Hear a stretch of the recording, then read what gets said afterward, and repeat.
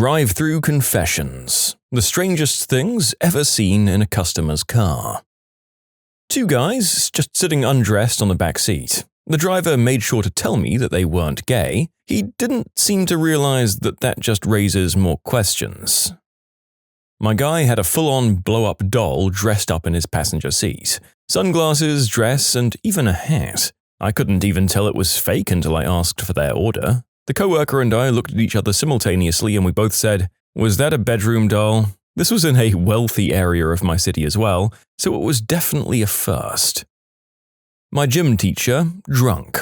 He started eating the tacos at the drive-thru window. He was there for over 5 minutes, just eating. I saw him the next day in school, and we both acted like nothing happened. I only worked drive-thru for a year, but the weirdest thing I saw was an alpaca in a minivan. They asked at the window if they could order some apple slices for the alpaca. I just gave them 2 packs on the house. I worked with a girl who had llamas and she'd transport them by minivan too.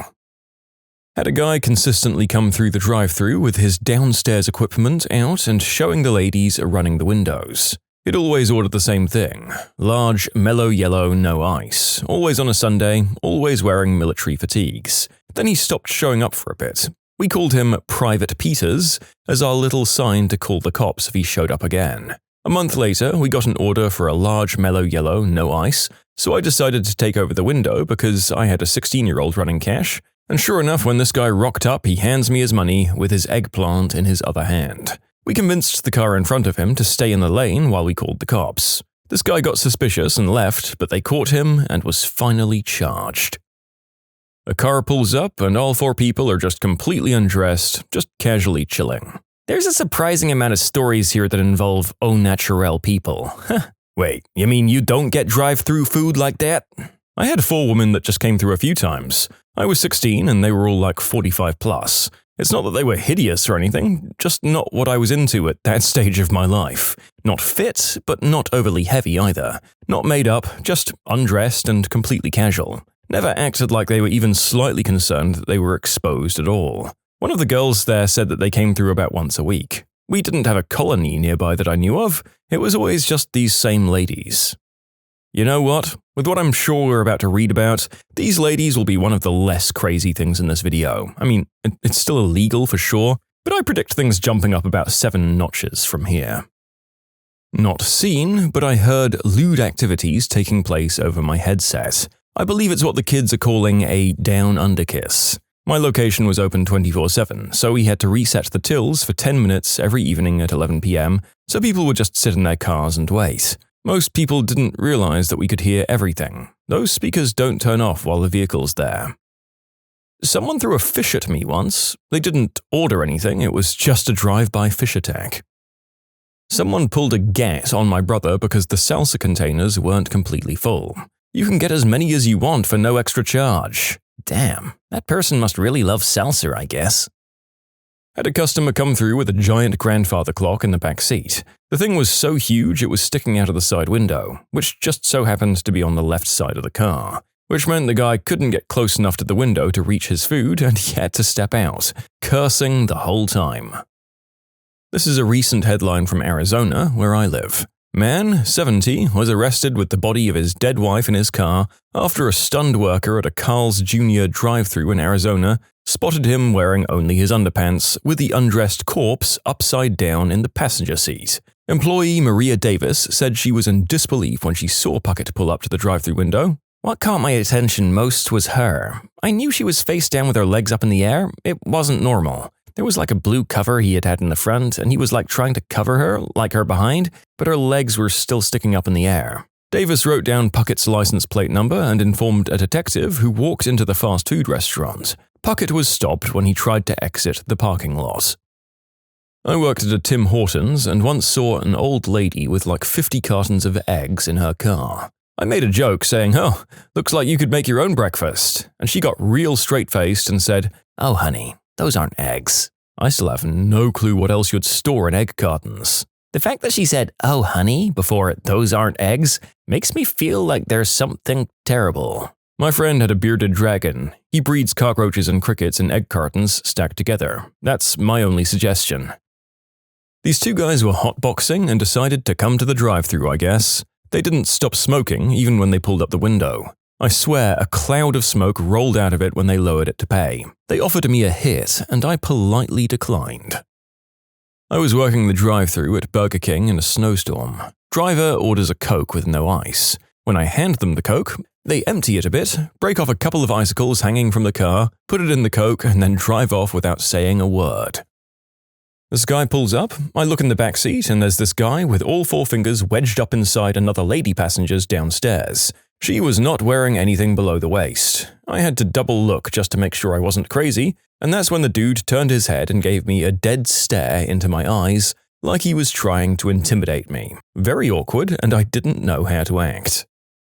The entire car was filled with trash, like legitimately up to the ceiling in the back seat and up to shoulder height in the passenger seat. I was so stunned I nearly forgot to give them their food. I worked in IT with a guy whose car was like that. I'd seen the car in the parking lot many times, but it was like a year before I saw him get in it. He was nuts, but didn't realize he was that kind of nuts, and he sat 1 cube away. A woman drinking a tall boy of Budweiser. It was 5:30 in the morning at a Starbucks. The lady drinking the beer was driving. Don't frickin' drink and drive, guys. There's also this one guy that takes his 3 dogs for rides. They ride in buckled seats and wear goggles so that the wind doesn't hurt their eyes.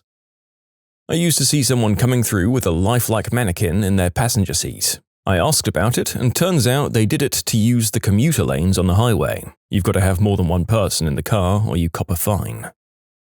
I guess my weirdest customer award would either go to the guy sitting with a dog in his passenger seat and a coyote and a deer chilling in the back, or to that woman just wearing a bra, but that second one was way more traumatizing.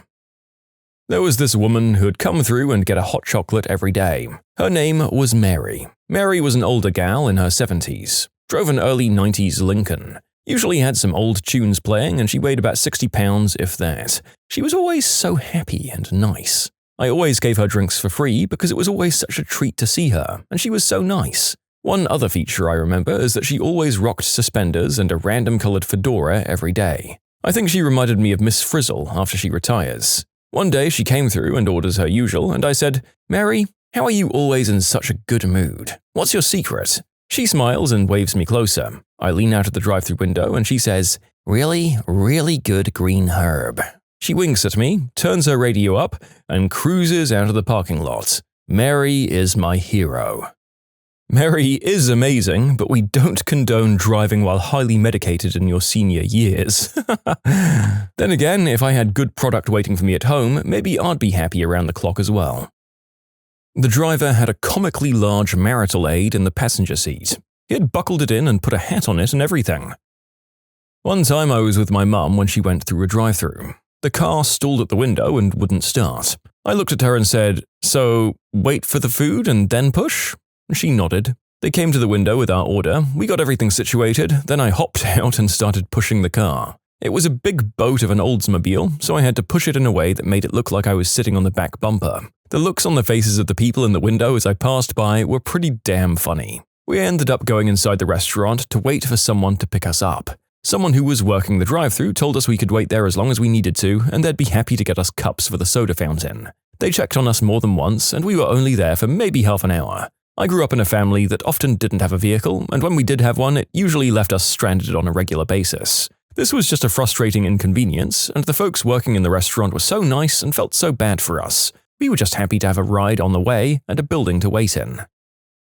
My little sister used to work at a local Wendy's. A woman came through the driveway one day with either a pet or a service animal. Well, whatever it was, that animal happened to be a monkey. I was actually on the other side of a similar situation. I was the guy with a goat in the car. I was in high school. I saw an ad in the newspaper for a young goat free to a good home. So I told my mum I was going to go get a pet goat, and she shrugged it off with, "Yeah, okay, whatever, sweetie." I took that as permission enough, so I made the call, and to my delight, the goat still needed a home, but there's a catch. It's actually 2 goats, mother and daughter, and she doesn't want to split them up. 2 goats couldn't possibly be any more difficult than one, so screw it. I'll take them both. I don't have my license yet, so my buddy takes me out to the country to claim my new best friends. My friend drives an Oldsmobile Cutlass, so not a big car by any means. So when we told the sweet old lady our intention was to tote them home in my buddy's back seat, she probably thought that we were crazy. I mean, I was a clean-cut kid, but my friend had a giant mohawk and likely some anti-government t-shirt, so that didn't help. But once she saw that they sat comfortably in there, she was okay. It was probably partially the munchies and partially thinking it would be funny that we decided to go through the McDonald's. We placed our order and pulled up to the first window, and the lady looked inquisitively at us and says, "You know, you've got goats back there." Yeah, obviously we're aware that there are goats back there. Thank you. You can submit your own stories to be featured here on the channel. The story submission link is in the description below. Don't forget to subscribe to Am I the Genius? Had a very clearly drunk guy come through drive-thru. A cop car was in line right behind him. Told the cops about the drunk guy. He was blitzed and was going to crash for sure. The cops said they knew as they were planning on pulling him over before he turned in and went to the drive-thru. They decided that since they were there, they were hungry and to get food too before pulling him over. They stayed at the back window and had us give them their food first so that they could follow him out. They pulled him over in the parking lot. It was kind of entertaining. Does an undressed man with bags from Burger King and Taco Bell already count as a thing? There was this really cute blonde girl that would always come through the drive-thru au naturel on Saturday nights. Every now and then she'd have another friend there with her. We always knew when it was her by the constant giggles coming from the car as she ordered. We always had weird customers, being that it was the world's largest McDonald's located in Orlando, Florida. An order for 88 Big Macs or 120 cheeseburgers was not out of the ordinary, though. This guy pulled up and his girlfriend, or whatever she was almost entirely undressed in the seat next to him, sleeping. When he pulled up, he saw my shocked expression, pulled her thin jacket, the only thing on her body besides the seatbelt, to cover her chest, and then asked for some ketchup. I'll give the guy this, he was shockingly casual. There's one of our regulars who drives a hearse. It's a car that ran well and I guess he could afford it. But still, when a teenager pulls up to the window in his hearse, you get a little shocked. I also saw someone with a chicken, complete with a harness and leash. It was cute. I once worked the drive-thru window at a bank where a mortuary had their business account, so seeing a hearse in the drive-thru was normal for us. But then one day one of the undertakers came through to cash a check or make a deposit or something, and there was very clearly a body in a sheet or bag in the back. This girl used to come through with like 3 dogs. I finally asked her, "Do you have to feed these beasts?" And she explained that she just walks and grooms them. Well, one day she came through the drive-thru with like 15 dogs and she screamed through the intercom, "My business finally took off!" and got a bunch of chicken tacos for them. Come to think of it, I think she might have been trying to flirt with me. Damn. Haha, well, good for her. I'm not sure she could afford to do that for every Poochie passenger though. And I have to hope that she's walking all of these dogs through the drive-thru and not, driving with 15 bloody things in the back of her Toyota Corolla, right?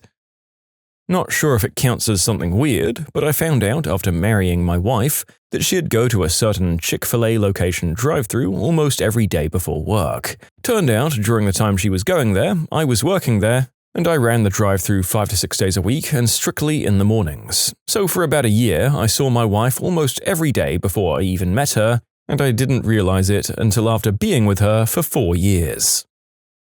Ooh, finally I have something. I worked at a McDonald's in a small town in Michigan. Think 2 stoplights. And when a car pulled up to the front window, they had a whole baby kangaroo in their lap. I don't know where they got that from or why, but the closest zoo was 2 hours away. I was working a McDonald's drive-thru in a small town in Michigan? What? Again? Okay. This truck goes through, pays, and pulls forward to get its meal. Then a chicken jumps out of the back. I yell for the next car in line to stop, but she looks confused and ends up running over the chicken. Poor thing isn't dead, but it's in a wreck. She looks over at me, and we're both in tears. She says she has to, and I say, "Wait, no," and she puts it in reverse and backs over the chicken again. Another employee had to get a shovel and scoop up the dead chicken from the drive-thru. I can't help but picture a car full of kids being the next ones in line, and their shocked faces as they watch a chicken get scraped off the pavement before receiving their 6-piece nugget meal. Brutal. And that, kids, is where your nuggets came from. Enjoy! I worked at Domino's, and one lady used a hand-crocheted blanket to keep her pizzas warm. Kept the blanket in the front seat and draped it over the boxes. I crochet, so I know how much work went into that one blanket. I mean, are you sure it was specifically for the pizzas? My dad used to keep a blanket in the car in case anyone got cold, but we also at least once used it to cover the food. It was either the 12-year-old driving or the lady in the right-hand drive car. The fact that she had the audacity to get mad at me because I couldn't reach her money still irks me. Yeah, now I've got to admit that I've gone through drive-thru with sheep in my back seat. These two ladies with tons of tattoos and cigarettes came through, got their 2 McChickens, and as they were pulling away, I saw there were balloons just crammed into the entire back half of the car, just filled to the brim with balloons. Another time I was helping these 2 teen boys when I heard a quack from the back seat. "Oh, that's the duck," one of them told me helpfully, followed by a honk from the back. "And that's the goose." It's worth noting that they'd just left a football game and came straight to the drive-thru, so Lord only knows where the duck and goose were before that. I can't believe I forgot to mention the drunk girl in the back seat who leaned out to show me her dolphin temporary tattoo, mimicked a dolphin noise to tell me it was a dolphin, and showed me photo booth pics of her and her bestie. So we have 2 really crazy drive-thru stories. My family owns a franchise of a fast food chain. My brother was taking the drive-thru order. Lots of muffled talking as though it's a group full of people trying to decide what to order, along with some hushing. It's not unusual. Car pulls around to the window from the speaker. The trunk pops open and a guy jumps out and begins running like hell away from us. 4 guys in the car jump out after him, tackle him in the street, and throw him back in the trunk and speed off. The other one wasn't so much what was in the car, but I was working drive-thru while a very large local parade that goes down the street in front of the restaurant was happening. Towards the end of the parade, a nice convertible comes crashing through the parking lot, taking out signs and the drive-thru menu board. Turns out they'd stolen the donated car from the parade route and took it for a joyride through our parking lot. I worked a drive-thru at Arby's and a DEA agent came through in his squad car. When he pulled up to the window and I handed him his food and he thanked me, he turned around into the criminal holding area and screamed, "Shut up before I break your nose!" I was clearly mortified. Then he turned back to me and said, "Just kidding, there's nobody back there." He laughed and drove off. A baby goat, curled up on the passenger's side in the front seat. Apparently, the woman's friend was just giving one away, and she knew that if she asked her husband to take his truck to pick it up, he'd have refused. She was confident he'd give in once he saw the little guy, who was, admittedly, outrageously cute. Just not if he had to go and get it and think it over, since according to her, he's tired of me bringing animals home. I gave her a free bag of fries and still sometimes wonder how that turned out. Do you just drive in and tell your husband, "Honey, don't get mad, but wait until you see," and the husband goes, "Wait, is that a goat in the car?" "Honey, we're having a kid." I had a guy try to pull me through the drive-thru window into his car when I was a teenager working at McDonald's. Lady came through once with 2 albino ferrets on her lap. Not really weird, but there was a very, very large woman, no judgment, who had come through covered in sweat. I assume it was because it was summer and she didn't have AC in her car. And she stored her money in her bra. So she went to pay and you'd have to watch her pull soaking wet cash out from between her mammary glands and accept it from her without flinching. It also made me laugh when people would come through in $500 cars with $2,000 sound systems. A 4-foot hookah, prepped and ready to go. The narrator had to be very careful with how he pronounced that, but let me clarify that it was indeed a 4-foot pipe for smoking tobacco and other substances, and not a very short working girl. This girl, probably in her 20s, came through and had a bunch of Starbucks cups and other fast food trash piled all the way to the ceiling of her car, in the back seat and in the passenger seat. It was so disgusting, but I just pretended I didn't see it.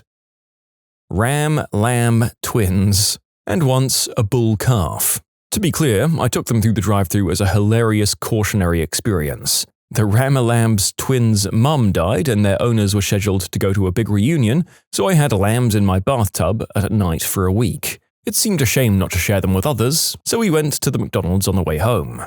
People in the drive-thru thought they were weird poodles until they went, "Bah!" It's a memory I'll cherish. And not the same twins, but the same farm and the same type of hair sheep.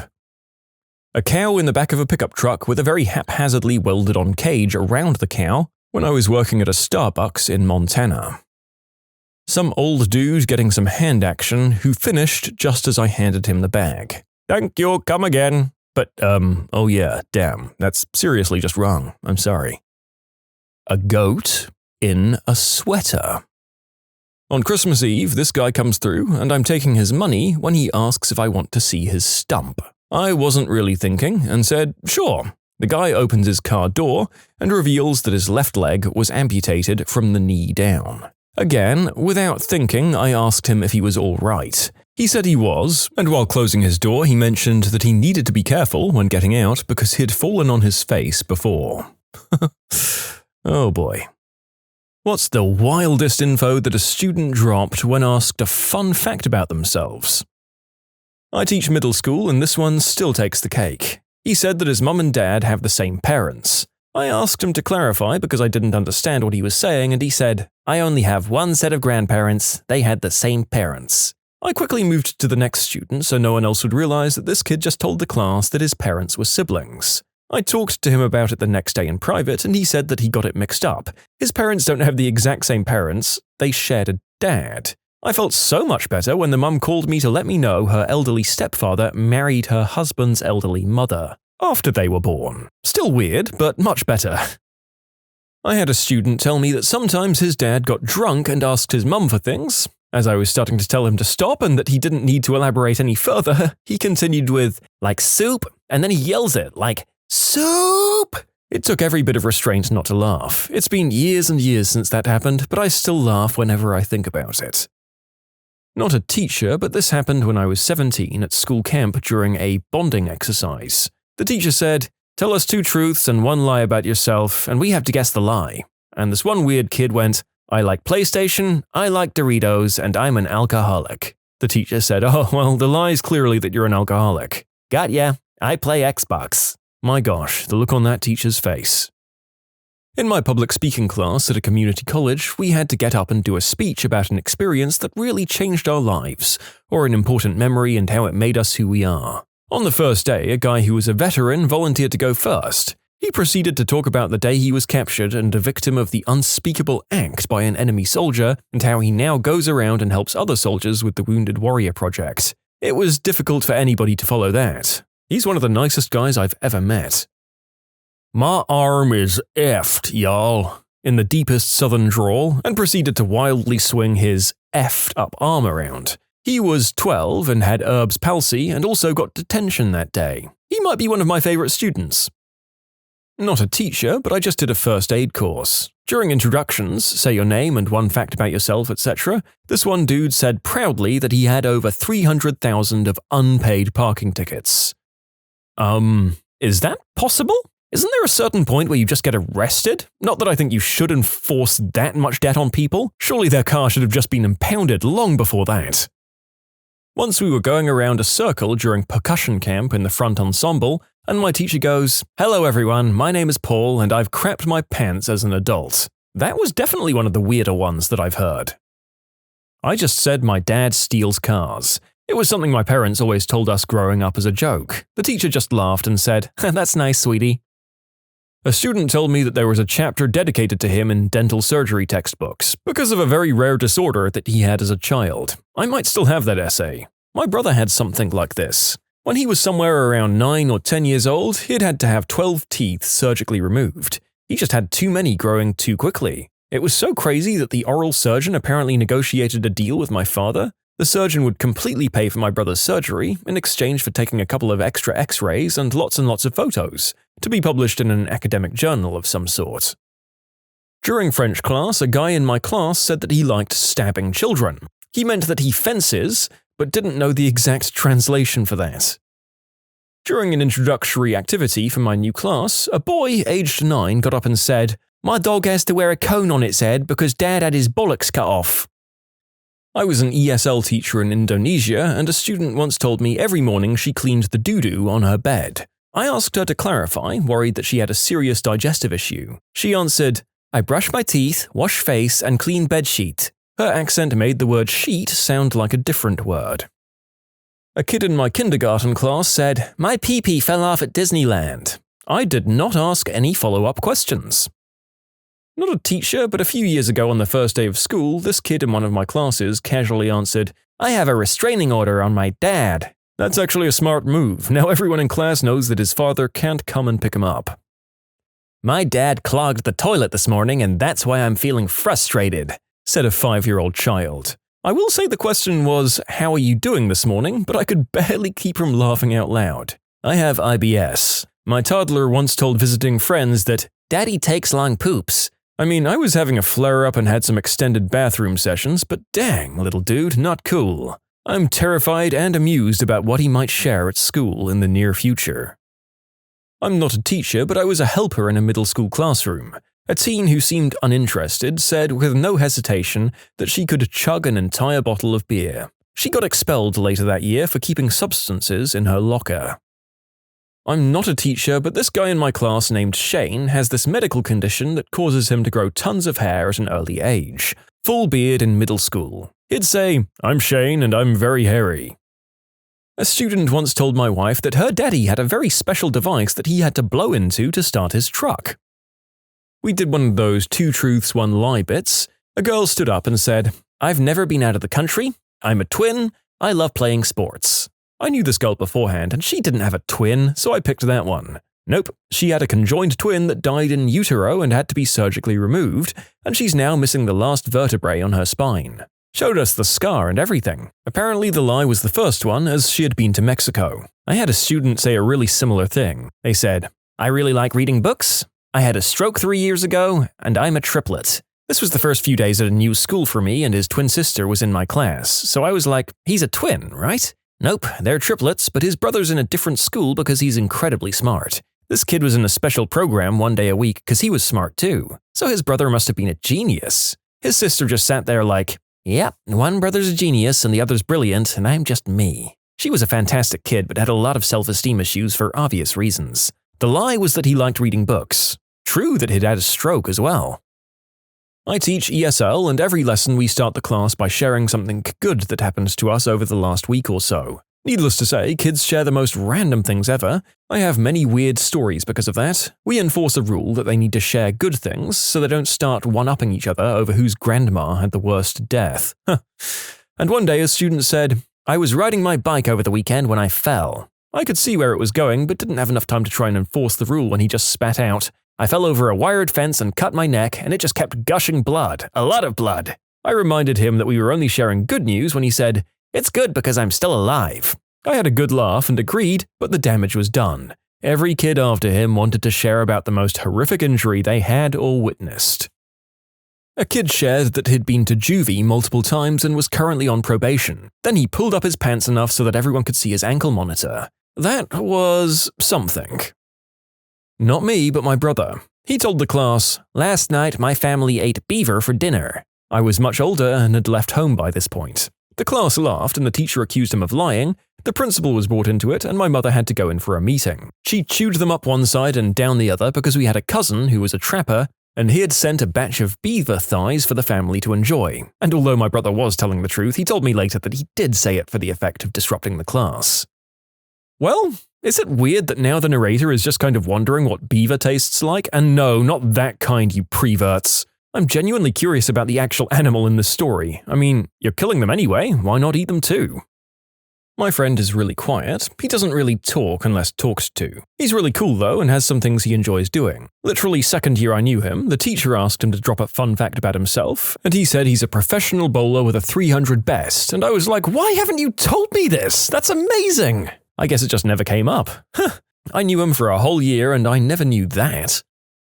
Had students, aged 11, sharing strategies for dealing with difficult emotions, one at a time in a big circle. One girl talked about digging her nails into her face whenever she was feeling stressed or anxious, and I had to explain to the class that that was not a good coping strategy.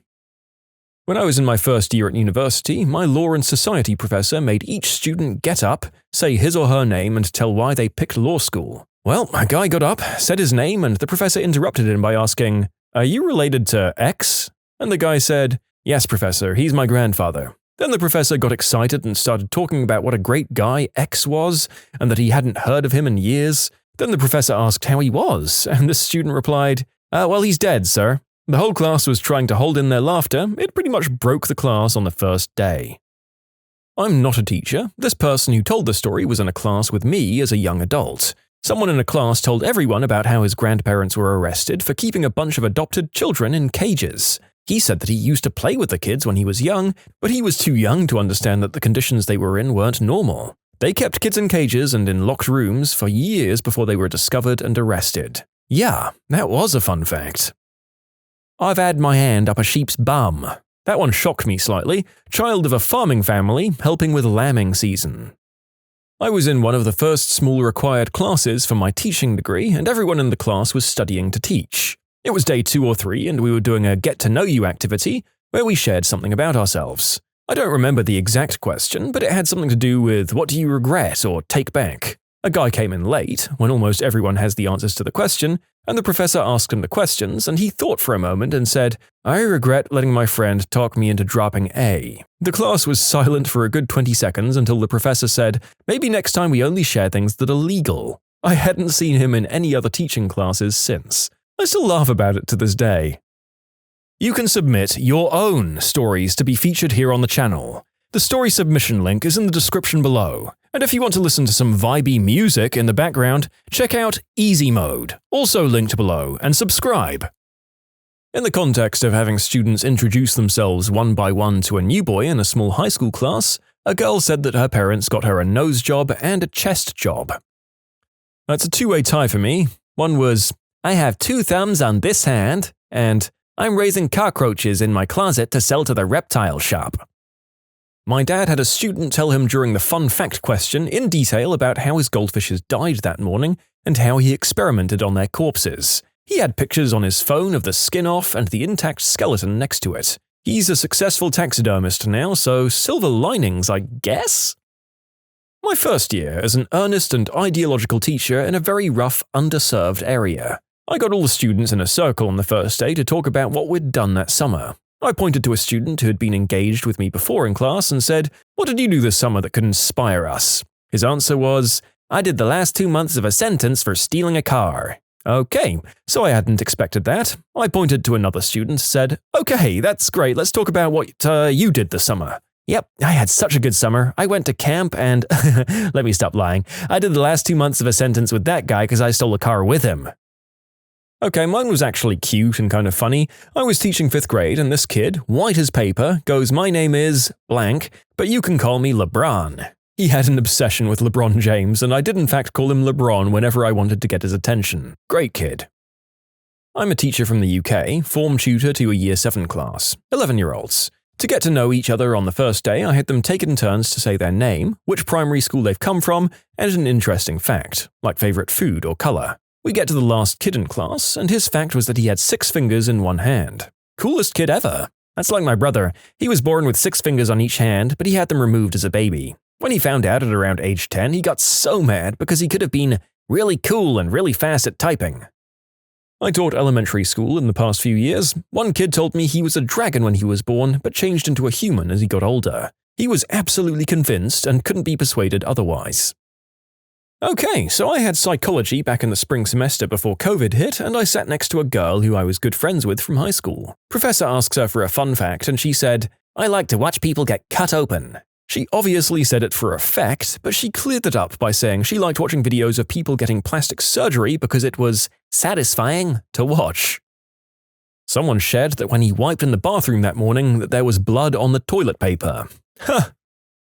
Introducing ourselves around our 10th grade social studies class, and my intro went, "Hi, I'm Katrina, I'm blah blah blah, and I really like trees. Like I swear I have a tree fetish." The teacher gives me a what the frick look and goes, "Okay," and quickly moves on. I confused that word with the word obsession. Still weird, but holy smokes, I did not mean to say that I was attracted to trees that way. Not a teacher, but on the first day of 9th grade, we had to form a circle and say one thing about ourselves that we thought was unique. When it was this guy's turn, let's call him Mike, Mike stands up and says in a really serious tone, "My mum and dad grow," the word for green herb. His house got raided the next day and his dad got arrested somehow. "I know a lot about medieval torture equipment." Is it possible to be fascinated about the subject matter and not be a serial killer in the making? I guess maybe you could just be channeling it into something really alternative in the bedroom, I don't know. Even though I'm a professor, nothing that's ever been revealed by this question has ever been as awkward or uncomfortable as the occasion that happened when I was still a student. This was when I was in my MFA program for creative writing. If you've never been in an arts program before, it probably won't surprise you to learn that they can attract some weird personalities. It was the first day of a fiction workshop, and the professor decided that he wanted us all to share something interesting about ourselves. And for some reason, one girl, Ashley, decided that this would be a good opportunity for her to tell us about her long history of substance use and the equally long period of mental psychosis she went through as a result of it. She didn't do this as a quick answer either, but as a long, drawn-out list of every single substance she had ever experimented with, followed by a catalogue of every single delusion she had suffered as a result. The only one I can remember now is that at one point she became convinced she was a millionaire and that her family was hiding her money from her. All of this was delivered in a monotone monologue with her eyes glazed over that lasted at least 5 minutes, which was met at the end with a long, awkward silence before the professor said, "Well, that definitely was something interesting," and then moved on to the next person. I was teaching a 10th grade honors English class once, and this pleasant young woman busted out the C word. I hadn't had any trouble with her whatsoever, so I was a bit shocked. The whole class went silent. I told her she couldn't use that word in class, and she was confused as to which word I was referring to. Finally, I said, "The C word," and she repeated it and then admitted she didn't know there was anything wrong with it because her parents use it at home all the time. The rest of the class let her know it was bizarre that she was using it. Not a teacher, but a guy in a handful of my high school classes used to always say he met Ron Jeremy if the class was doing 2 truths and a lie. He wasn't lying and would always show the class the picture they took together. I tried to make conversation with a 6th grade boy who didn't have any friends in my class. I asked him what music he listens to, and he said, "Mukbang soundscapes." If you don't know, mukbang is when people eat a ridiculous amount of food in one setting. It was weird. I don't ask for a fun fact, but on the first day I always ask, "What's your most recent obsession?" Low stakes, building affinity networks, stuff like that. In my first semester, a student said, "air," as in, oxygen. I'm a student, and a kid in my class said that he loves chicken nuggets and then sat down and didn't say anything to anyone else for a month. I have so much admiration yet confusion for him. I have 17 piercings, but only 6 are readily visible. One guy who said, "I love," and then he said the R word. Sometimes I do it, sometimes me and my friends like to get together and listen to people doing it. Some of my favorite R-worders include Tupac, Dr. Dre, Eminem, Biggie. My favorite grape song is English wasn't his first language. He had us in the first half, I'm not gonna lie. I'm a trainer at a bank and I've learned some really interesting things about my colleagues doing icebreakers. One guy used to be in a pretty successful metal band. Another one can solve a Rubik's Cube in under 2 minutes, and yes, I made him prove it. One woman was a professional pianist for a while, and another can read tarot cards. I'm seriously thinking of putting on an employee talent show. One of my students said, "You'll think less of me if you Google me." I remember one kid using this question as an opportunity to explain that he believed in the flying spaghetti monster. I'm not a teacher, but first day of high school when we did introductions, one of the popular girls said, "Hi, I'm Macy, and I'm trash. No, wait, I'm fan trash." And then proceeded to explain that she read smutty fanfics to every and any of the teachers that asked what fan trash was. We were 11, British high school. As a follow-up to the question being asked, teachers that put everyone on the spot like this? What the frick? I mean, it's mostly a thing of what can I attach to your name to make you stand out against the 200 other students that I'm teaching this semester? Also, it's a good way to burn 20 minutes of a class period when you don't know how much you should prepare for your lesson yet and you want to save going over the syllabus for a bit later. The first day of Intro to Literature during my freshman year of college. When asked an interesting fact about myself, I said, "I refuse to bungee jump." Slightly confused, my professor took the bait. He replied, "That's sort of random. Why do you refuse to bungee jump? Is it a certain fear?" To which my reply was, "To be honest with you, sir, a broken rubber brought me into this world, so I'm going to make damn sure one doesn't take me out of it." Luckily, the professor was a chill guy. The entire class exploded with laughter, and it was a good time. After a winter half-term, the teacher asked us all, "How was your break?" My class got silent for a few glorious seconds, and when it was my turn, I said, "Well, my granddad died and my dad got married." Yes, in that order. My teacher asked my mum if it was true at a parent evening a few days later. "Sorry for the response you got, Mr. Moore." My friend, when asked this question, said that tickling his pickle was his passion. I had a student who had an identical twin brother 2 years younger than him. His dad was a pro athlete who had the money to freeze an egg after the embryo split. His wife then carried both at separate times. I had an in-depth conversation with an almost 6-year-old about being a secret werewolf hunter at night. The student described how they tracked and often made friends with werewolves. also demonstrated a stunning amount of knowledge about the moon. And for folks wondering about the vibrant lying, this is very typical for young students and one of their relational avenues for assessing adult reactions. And imaginative storytelling is an important developmental trajectory. At certain points, children start telling stories that they themselves know aren't true, which can be super annoying, and is also a wonderful window into a particularly complex part of cognitive development. He shared the fact that he had a TV in his bedroom. He was 17. I think his name was Carter. He stood up and said, this was in college by the way, "One time I did the deed with a girl in the bathroom." He was expelled. What's your worst story from the "throw him in the pool, he'll learn how to swim" parenting style?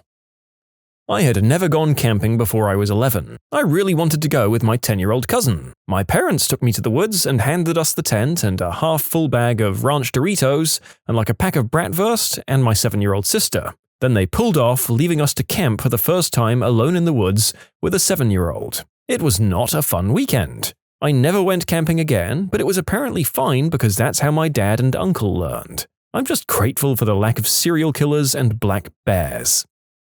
My dad was notorious for the rub dirt on it method when I got hurt as a kid. When I was 9, I was in a nasty motorcycle accident out in the desert. I broke and misplaced my fibula. The bone was protruding from my leg. My dad didn't want to end his desert trip early, so he told me not to look at it and keep trying to walk. I was in so much pain anytime I'd move, I'd black out. My brother was so concerned he urged my dad that we should go home. My dad finally gave in but was so drunk he let my 11-year-old brother at the time drive us out of the desert. He was so nervous he hit so many bumps, and each bump I'd black out and then come to again. Once we got home, Dad thought it would be best to sleep it off before going to the hospital. The next day, I was admitted to the hospital and my dad was taken into custody by CPS.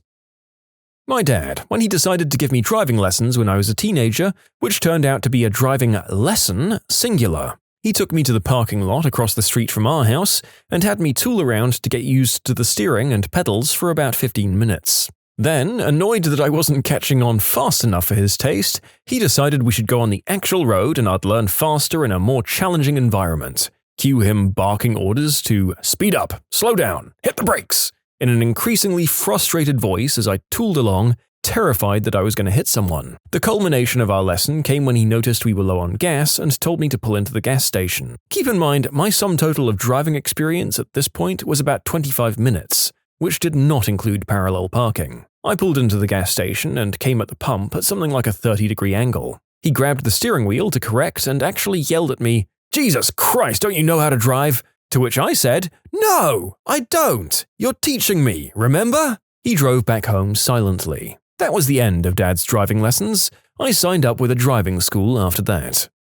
The narrator has done videos on helicopter parents before, and honestly, I don't know which of these sets is worse. At least the helicopters can occasionally make the excuse of caring too much. Lots of these ones just come across as not wanting to parent. I should also warn you all that some of the following stories get pretty dark.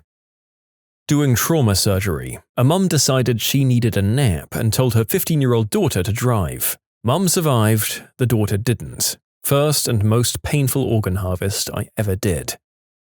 Cliff jumping. 20 foot up, a girl's dad pushed her, but she hesitated and tried to stay up there but slipped. Landed on her back on a boulder from 15 feet and then the water. "You probably just killed her," I said, jumping in to do a rescue. Luckily, our lifeguard group was there doing practice rescues and even had the board. How she survived with just bruises is a miracle. Search and rescue pulled her out the rest of the way. Not my story, but my mum's. She developed a phobia after she was thrown into the pool as a kid to learn how to swim. At the age of 70, she still doesn't know how to. She's terrified of being on the water, even in a safety vest. Then some fake clairvoyant told her she'd die by drowning. So we spend our summers in the mountains as far away from water as possible. I was scared of the deep end, so my dad threw me in. My cousin parked an inflatable mattress in the corner I was in immediately. My parents supposedly yelled at him to move, but he didn't. I don't know how long I was under the mattress for, but I was spitting up water and choking when I came back up. I was maybe 6 at the time. I got stung by a bee and my mother was convinced I was faking. At the point I started to struggle to breathe, she finally irritatingly relented and made me walk to the hospital using my baby brother's stroller the entire way. When I got there, the staff were horrified, sometimes mortified apparently. They rushed me in to give me an epinephrine shot, and luckily that did the trick. Many months later, a bee got into my bedroom, and my father called me a wimp for coming and getting him to deal with it instead of dealing with it myself. You have to learn to deal with these things sometime. Or I could just ask someone not allergic to bees to come and safely deal with the bee instead of risking hospitalization. And yes, I agree that my parents were terrible and negligent for more than just this one single incident. I've been no contact for about 20 years because of the way they treated me as a child. I have countless incidents like this from both of them. This one just stood out at the time I was replying. My younger cousin, who was 4, was a climber and always needed help getting down. His dad told his mum to leave him. He'll either learn how to get down himself or he'll stop climbing. My cousin ended up climbing onto a roof, falling off and getting impaled on a fence pole. One very expensive trip to ER, and he now has a cool scar on his thigh. I hurt my arm playing football during break at school. I was sent home by the school nurse. My dad said it was fine, bandaged it, and sent me to school the next day, only for them to send me home again within an hour. My mum made my dad take me to hospital and my arm was broken. My wrist had split lengthways and was in casts for 9 months. I was secretly buzzing, to be honest, because, well, that showed him, the idiot. My father-in-law decided that when his first child was born that he and his wife would not go to the baby when it started crying in the middle of the night in order to teach him that crying doesn't get you anything in this world. Turns out, newborns need to be fed every 2 hours, so it's a good thing my mother-in-law ignored him and went to their newborn son, otherwise he might have died. My parents gave me this advice and I shut that right down. They also wanted me to set the baby down and leave her to cry. She's undersized and gets pretty cold pretty quickly. And then they asked me when I'll let her stay with them overnight. Like, you aren't getting her at all with your outdated advice. Ignore them, she meant bullies. And don't show a reaction. When they're bored, they'll stop. This was completely false. And you wonder why I hate going to school so much, mother. It's not a wonder that when I went to secondary school, I made a motto of, don't stand for anyone's bullcrap. I went through too much of that crap for anyone else to do the same. Ironically enough, there are studies that state that the trauma of childhood bullying goes for the rest of one's life, so I'm pretty much set. When I got my very first period, then my family made a trip to the pool the next day. My mum shrugged it off and told me, "You don't bleed when you're swimming," and never said another word about it. I spent the entire time taking trips to the bathroom. I was volunteering at a parent-child zoo day and saw a few parents like this. The zoo had some free-roaming peacocks, and it was awful how many parents didn't tell their too-young-to-know kids that those things can be mean. So the little toddler goes, "Wow, pretty bird," and tries to get a closer look, only to get chased and attacked by this thing while the parents watch. Most of them said something like, "You should have known better." Like, how if you never teach them? The child can barely walk. You expect them to remember that some animals have a strong territorial sense? And then your baby gets terrorized by this thing that's bigger than them and looks alien for all they know, and you don't even give them a hug. See also that one mum that we had to kick out of the zoo because she was encouraging her kids to antagonize the llama in the hopes that it would spit on them. Yikes, people. Have some empathy for tiny humans who trust you implicitly with their well-being. When I was about 5 or 6, I was very sick with a flu. Fever, vomiting, sweating, congestion. It was awful. There was some mix-up at the pharmacy and they thought I was my father and gave him adult medication, basically these giant horse pills. Now, normal child medications for things like this are syrups and chewable stuff for obvious reasons. My dad came home and told me I had to take these meds. I had a hard time getting them down, almost choking a few times. He got frustrated and literally started shoving these huge pills down my sore throat with his angrily shaking fingers. I started crying. My nose was stuffed so I could only breathe through my mouth. I remember his wedding ring banging against my teeth, my eyes watering, gasping for air while looking at my mum for help. Eventually, I coughed it back up, crying and my throat on fire. I remember my mum demanding an apology from my dad who just said, "Well, he's gonna have to learn to take pills like that sometime anyway," and he stormed off. Damn, I haven't thought about that story in like 20 years.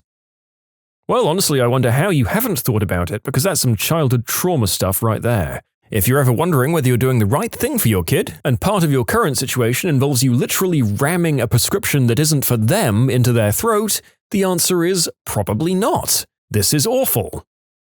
My stepmom walked me, my sister and my brother, all between 10 and 12, deep into the woods and left us there to learn survival skills. We all thought we were out on a hike when she distracted us and ran away. We wandered into camp hours later, We knew how to get back, but searched for hours worried something had happened to her. She was drinking margaritas and smirking.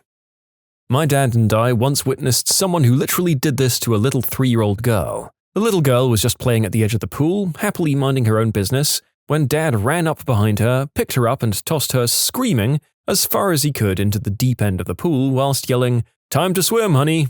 At first, my dad and I didn't react, because my dad has done this to me as a game. I learned to swim first. But then we started to notice she was struggling to surface while her dad just watched. My dad nervously asked, can she swim? To which the guy just shrugged and said, "She'll figure it out." I've never seen my dad book it so fast to get to the water as I did that day. He quickly got the kid out of the water and started screaming at the guy about what kind of idiot he was, while the girl was just bawling her eyes out.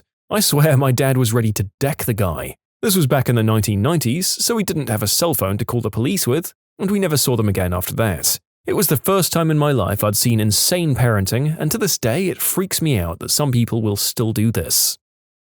You can submit your own stories to be featured here on the channel. The story submission link is in the description below, and if you want to listen to some vibey music in the background, check out easymode, also linked below, and subscribe.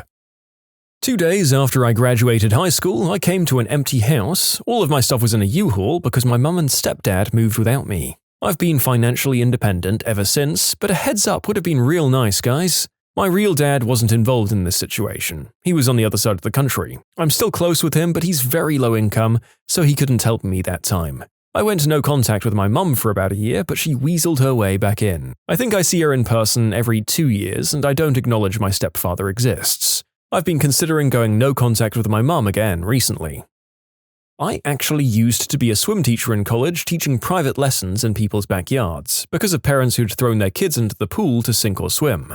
It was usually mums calling me for help because they heard from a friend of a friend that I was able to teach their kid and get them to like the water again in about a month or less. There was this one 7-year-old kid. I had to sit with him on the pool deck the whole first lesson and bring buckets of water to him, because his dad had dunked him multiple times and insisted that his son would just figure it out eventually because that's how he learned. Needless to say, he was never home when I was there. The mum had me come while Dad was at work. 4 weeks later, she had me come later in the afternoon, so he'd come home towards the end of our lesson. His dad saw his son swimming and cried happy tears. He had no idea I'd been there 3 days a week for a month. My favorite student was a 70-year-old man who wanted to do a triathlon, but never learned to swim because his dad threw him as a child. It took about 3 months total, a lot of hand-holding on the steps and shallow end, but he finally achieved his goal and I got to cheer him on at the finish line. I still remember how each of my students clung to my arms and clawed at my neck in their first lessons. I never dunked or forced anyone out of their comfort zone.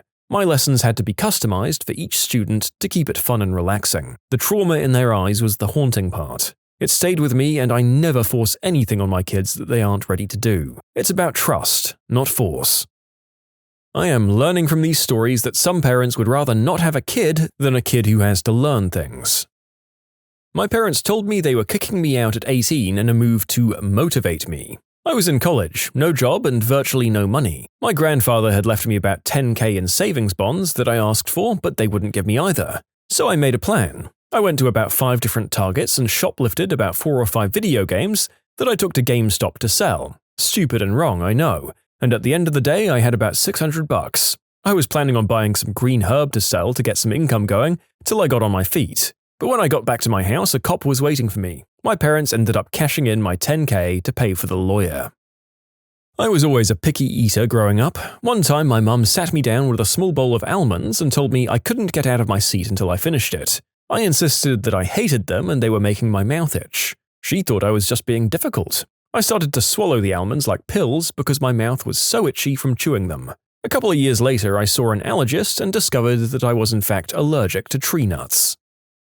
My mum's whole parenting style was sink or swim, but funnily enough, she did literally toss me into the pool as well. The summer between 1st and 2nd grade, my family moved somewhere with a pool. My mum was adamant that I had to learn to swim as a baby, so she bought floaties for my younger sister and refused to buy any for me because I already knew how to swim and you're too big for floaties. When I refused to get into any part of the pool I couldn't walk in, my mum called to me from outside the pool and promptly grabbed me and tossed me into the 6-foot end. And surprise, I didn't know how to swim. I remember splashing twice, Hearing my mum yell at me to stop panicking, and then I went under and tried swimming to the surface like I'd seen in movies, and eventually got my head a bit above water, coughed out a bunch of water, and started screaming for help before I went under again. My mum told me to stop making a scene and swim towards the edge. I made it to the edge and couldn't pull myself out of the pool, so she yelled at me to swim to the shallow end. When I tried to grab onto the edge to just pull myself to the shallow end, she kept taking my fingers off the edge and yelling at me to stop playing and just swim. When I finally got to the shallow part, my mum and family just went, "See, you still remember how to swim? You never forget." They threw me in the pool, I drowned, and needed CPR. They let me use my floaties after that. "Stop crying or I'll give you a reason to cry," is something my dad used to say to me. It would send me into a panic. I was upset and didn't know how to stop crying, and then hearing that would make it worse because now I'm crying because my dad was mad at me, and if I didn't stop crying he was going to make me cry even more. My dad actually did throw me in the pool to see if I could swim. They didn't want to teach me to tie my shoes because my mom said, "I had to learn that myself, so should you." My in-laws were like this with their kids. So when my husband and I started dating, I got to teach him how to eat without grasping his silverware like a toddler, showed him an easier way to tie his shoes, taught him better hygiene, stuff like that. He was able to do everything on his own, but it was very clear that he'd had to figure it out on his own and no one had bothered to teach him or help him at any point. Just in case anyone wanted an example of how adults who are metaphorically thrown in the pool actually end up further down the line. Also, I used the term throw in the pool to describe those who think kids can magically self-teach themselves everything, but my god, there are so many who do it literally. That ain't right. At age 4, my father decided that my sister and I should learn to tie our shoes. He made us stand there for hours, trying to do it, crying. We just weren't quite old enough. Every time I asked my parents to explain anything as a kid, I was told either, "You're smart, you'll figure it out," or "You just don't want to do it." Any attempt at maturity was met with either flat-out laughter or being told that I was too young to worry about it. Cue me turning 18 and suddenly I'm expected to be an adult, get a job, pay taxes and all that jazz. I asked where in the heck do I start and they got angry because apparently I hadn't figured anything out. Wonder why, guys.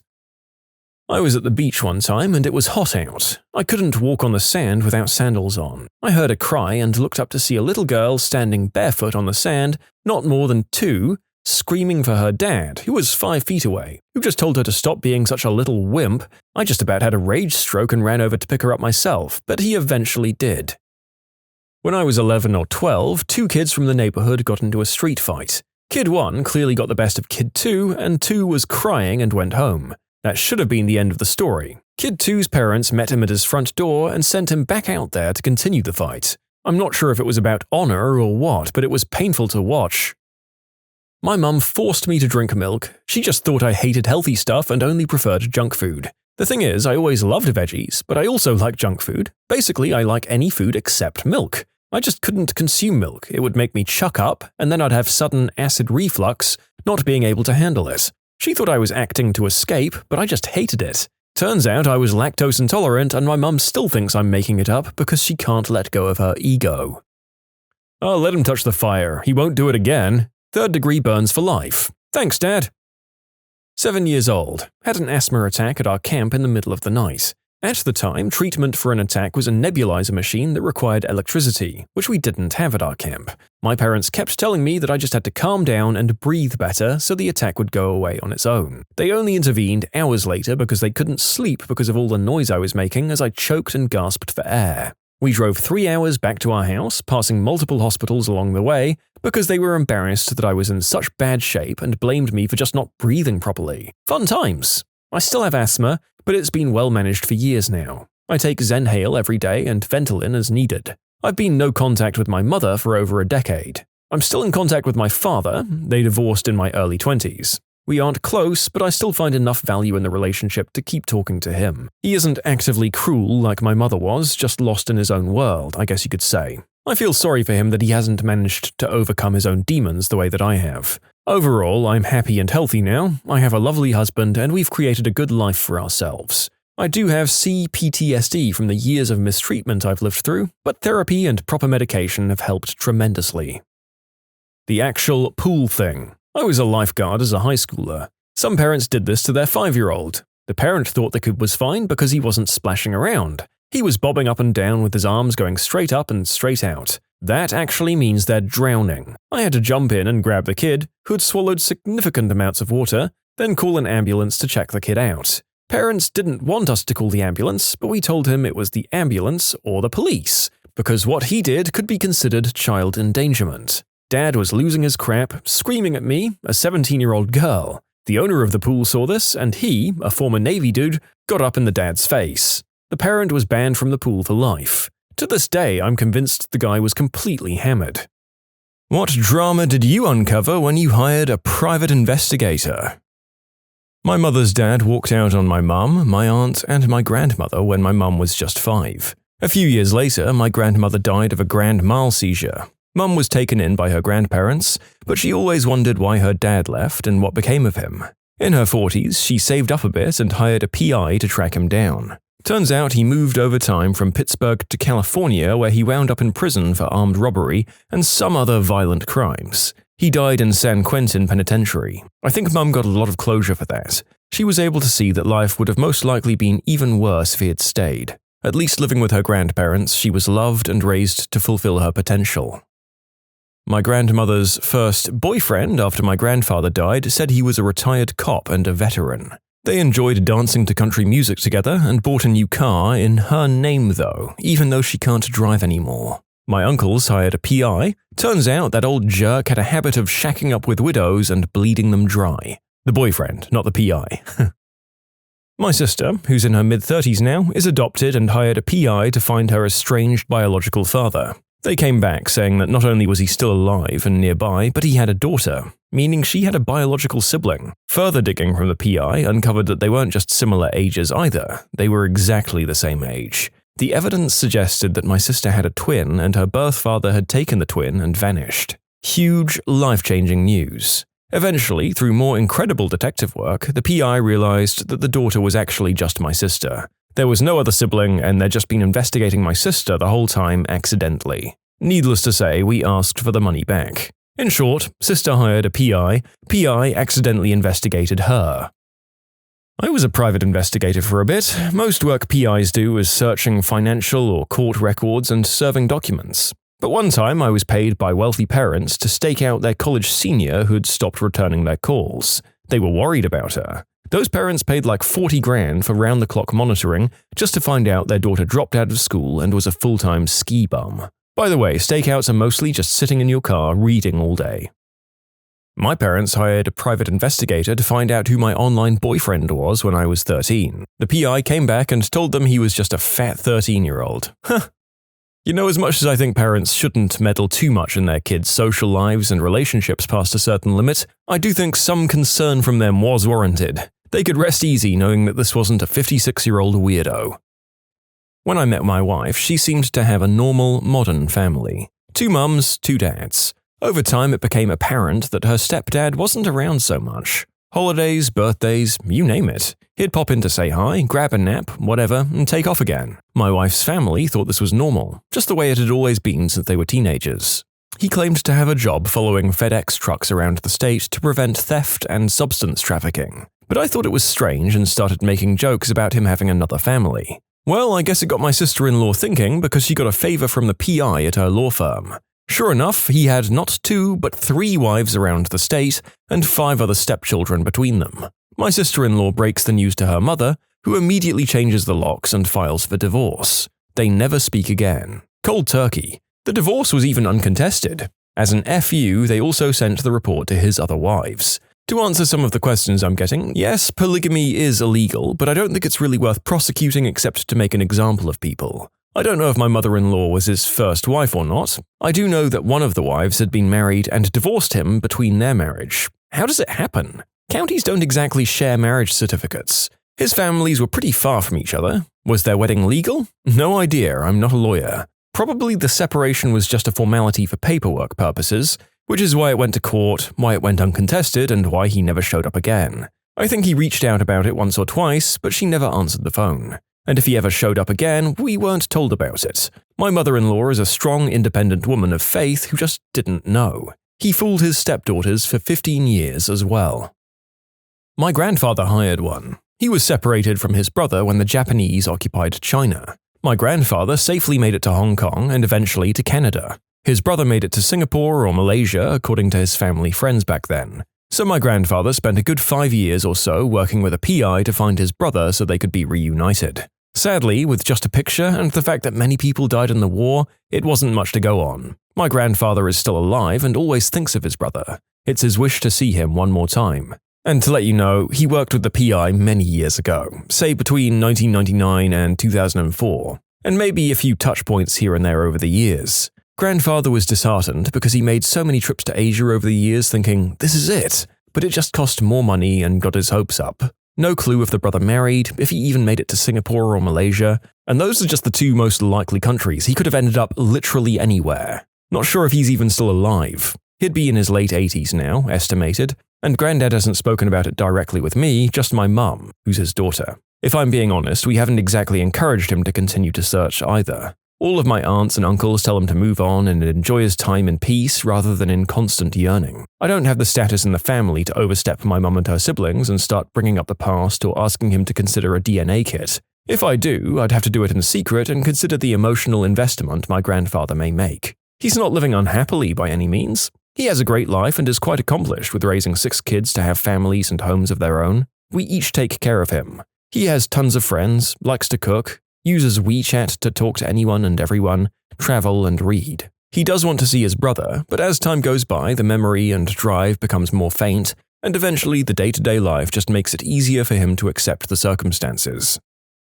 I hadn't heard from my mum since I was about 15, very unstable due to substances and alcohol, stuff like that. When I was 29, I decided it was time to find out what happened to her. I figured if she was a Jane Doe somewhere, then I could put her to rest, and if she was alive, then I wanted to let her know that I forgave her. Hired a PI to help. I guess she was moved by my story, and she also ran info for the man my mother was apparently married to, on the house, and with one clue from his report, I was able to track them down. They were alive and just starting out on recovery after being homeless and addicted for many years. I wouldn't have found my mum if it wasn't for the PI who kindly ran an extra report for free. Mum has remained sober now for about 7 years and is probably the healthiest she's ever been, physically and emotionally. My story's a little different. I had a PI investigate me. About 6 years ago, I became very ill with a variety of issues that left me quite poorly. I was an optician, and so using my hands with arthritis was just never going to be a plan. So I applied for a UK disability support. I sailed through and started receiving a monthly amount. Now, fast forward a few years, I then started getting restless at home, so I retrained into a job that didn't involve my hands. I stopped receiving the money, except for the benefit you get while you work. I used it for paying a better automatic car off. Well, my very nasty mother's friend saw me start work and called the benefits office, assuming I was still claiming. Unfortunately, she exaggerated and told them I was living a normal life and even running daily. So the benefits office filmed and watched me. They thought they had a aha, gotcha moment. Their PI provided photos of me walking unaided. When I sat in the meeting with a lot of smug fraud officers and my solicitor, I felt sick to my stomach. I really couldn't work out what the frick was going on. They were trying to make it look like I'd been running and jogging, but I knew I would never walked any further than 5 meters to my car. Anyway, my solicitor pointed out the photos were screenshots of a video. Asked for the video. Videos were of me struggling to walk. In one of them, I rested on my car before opening my door. In another, I was going to the supermarket and had replaced my cane with a trolley to lean on it. You get the picture. So the fraud team basically said, "Oops," and I never heard from them again. I spend a lot of my time trying to appear normal, and it bit me in the butt. Never trust these fraud TV shows now, either. And for those asking, I no longer speak to my mother, so I'm not sure if she's still friends with that lady. That lady did it because, quite honestly, I think she's brainwashed into thinking that anyone who claims benefits must be scummy. And I'm doing well today, thank you for asking. I started methotrexate last year, and it seems to be holding me quite steady. How unbelievably scummy to try and tamper with evidence to try and make it give off impressions that were just blatantly false. You'd think maybe the best PIs would be paid to find any results, not just to fabricate them themselves. And yeah, your mum's friend is a C-word. I know somebody who was like an assistant to the actual PI. She basically went to bingo with a camera in her purse to capture video of a woman. The woman claimed that a car accident had completely immobilized her, but she'd take off the neck brace all the time, playing bingo hours on end. Nothing exciting, just capturing fraud. Wait, she took off the brace to play bingo? Yeah man, you've never played hardcore bingo before? I had a girlfriend that worked for a PI for a while. She said that the majority of their work was insurance scams. She took a lot of pictures of guys who said they were hurt on the job, playing golf and surfing and such. There seems to be a lot of that here. Sometimes I wonder if I'd be able to pull off such a scam, because any investigator would only be able to determine that after the accident I didn't post my life on social media, and I almost never engaged in strenuous activity outside the house, so no change there then.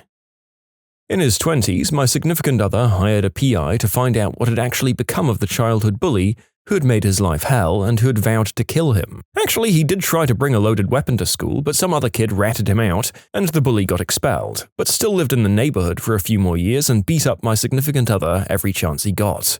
The PI found the bully living in a town more than an hour outside of the big city, in a dead-end job. He had been arrested for assault and public drunkenness a couple of times. That info helped my significant other get past his fear that the guy would find him someday and make good on his threat.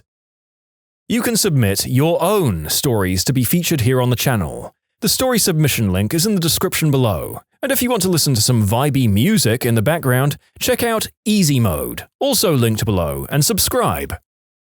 Had a babysitter that we thought was stealing with us. Luckily our neighbor was a PI couple and they ran a background check for $10. The babysitter had a string of DUIs, and a few days before a large fine was due, my camera disappeared. He also stole money from my kids' piggy banks. He sort of disappeared, but was also really into Instagram, so I surreptitiously followed him. He started babysitting again for a single mum, an easy target I guess, and posted a lot of fun pics with this family. I tracked down the mum and sent her a long email detailing out his whole scam. She said we were right and it was clear he'd been stealing from her business. He's since gone underground, but I still Google him regularly to see what he's up to. He's been able to avoid arrests for a while now. I used to work for an insurance defense firm years ago.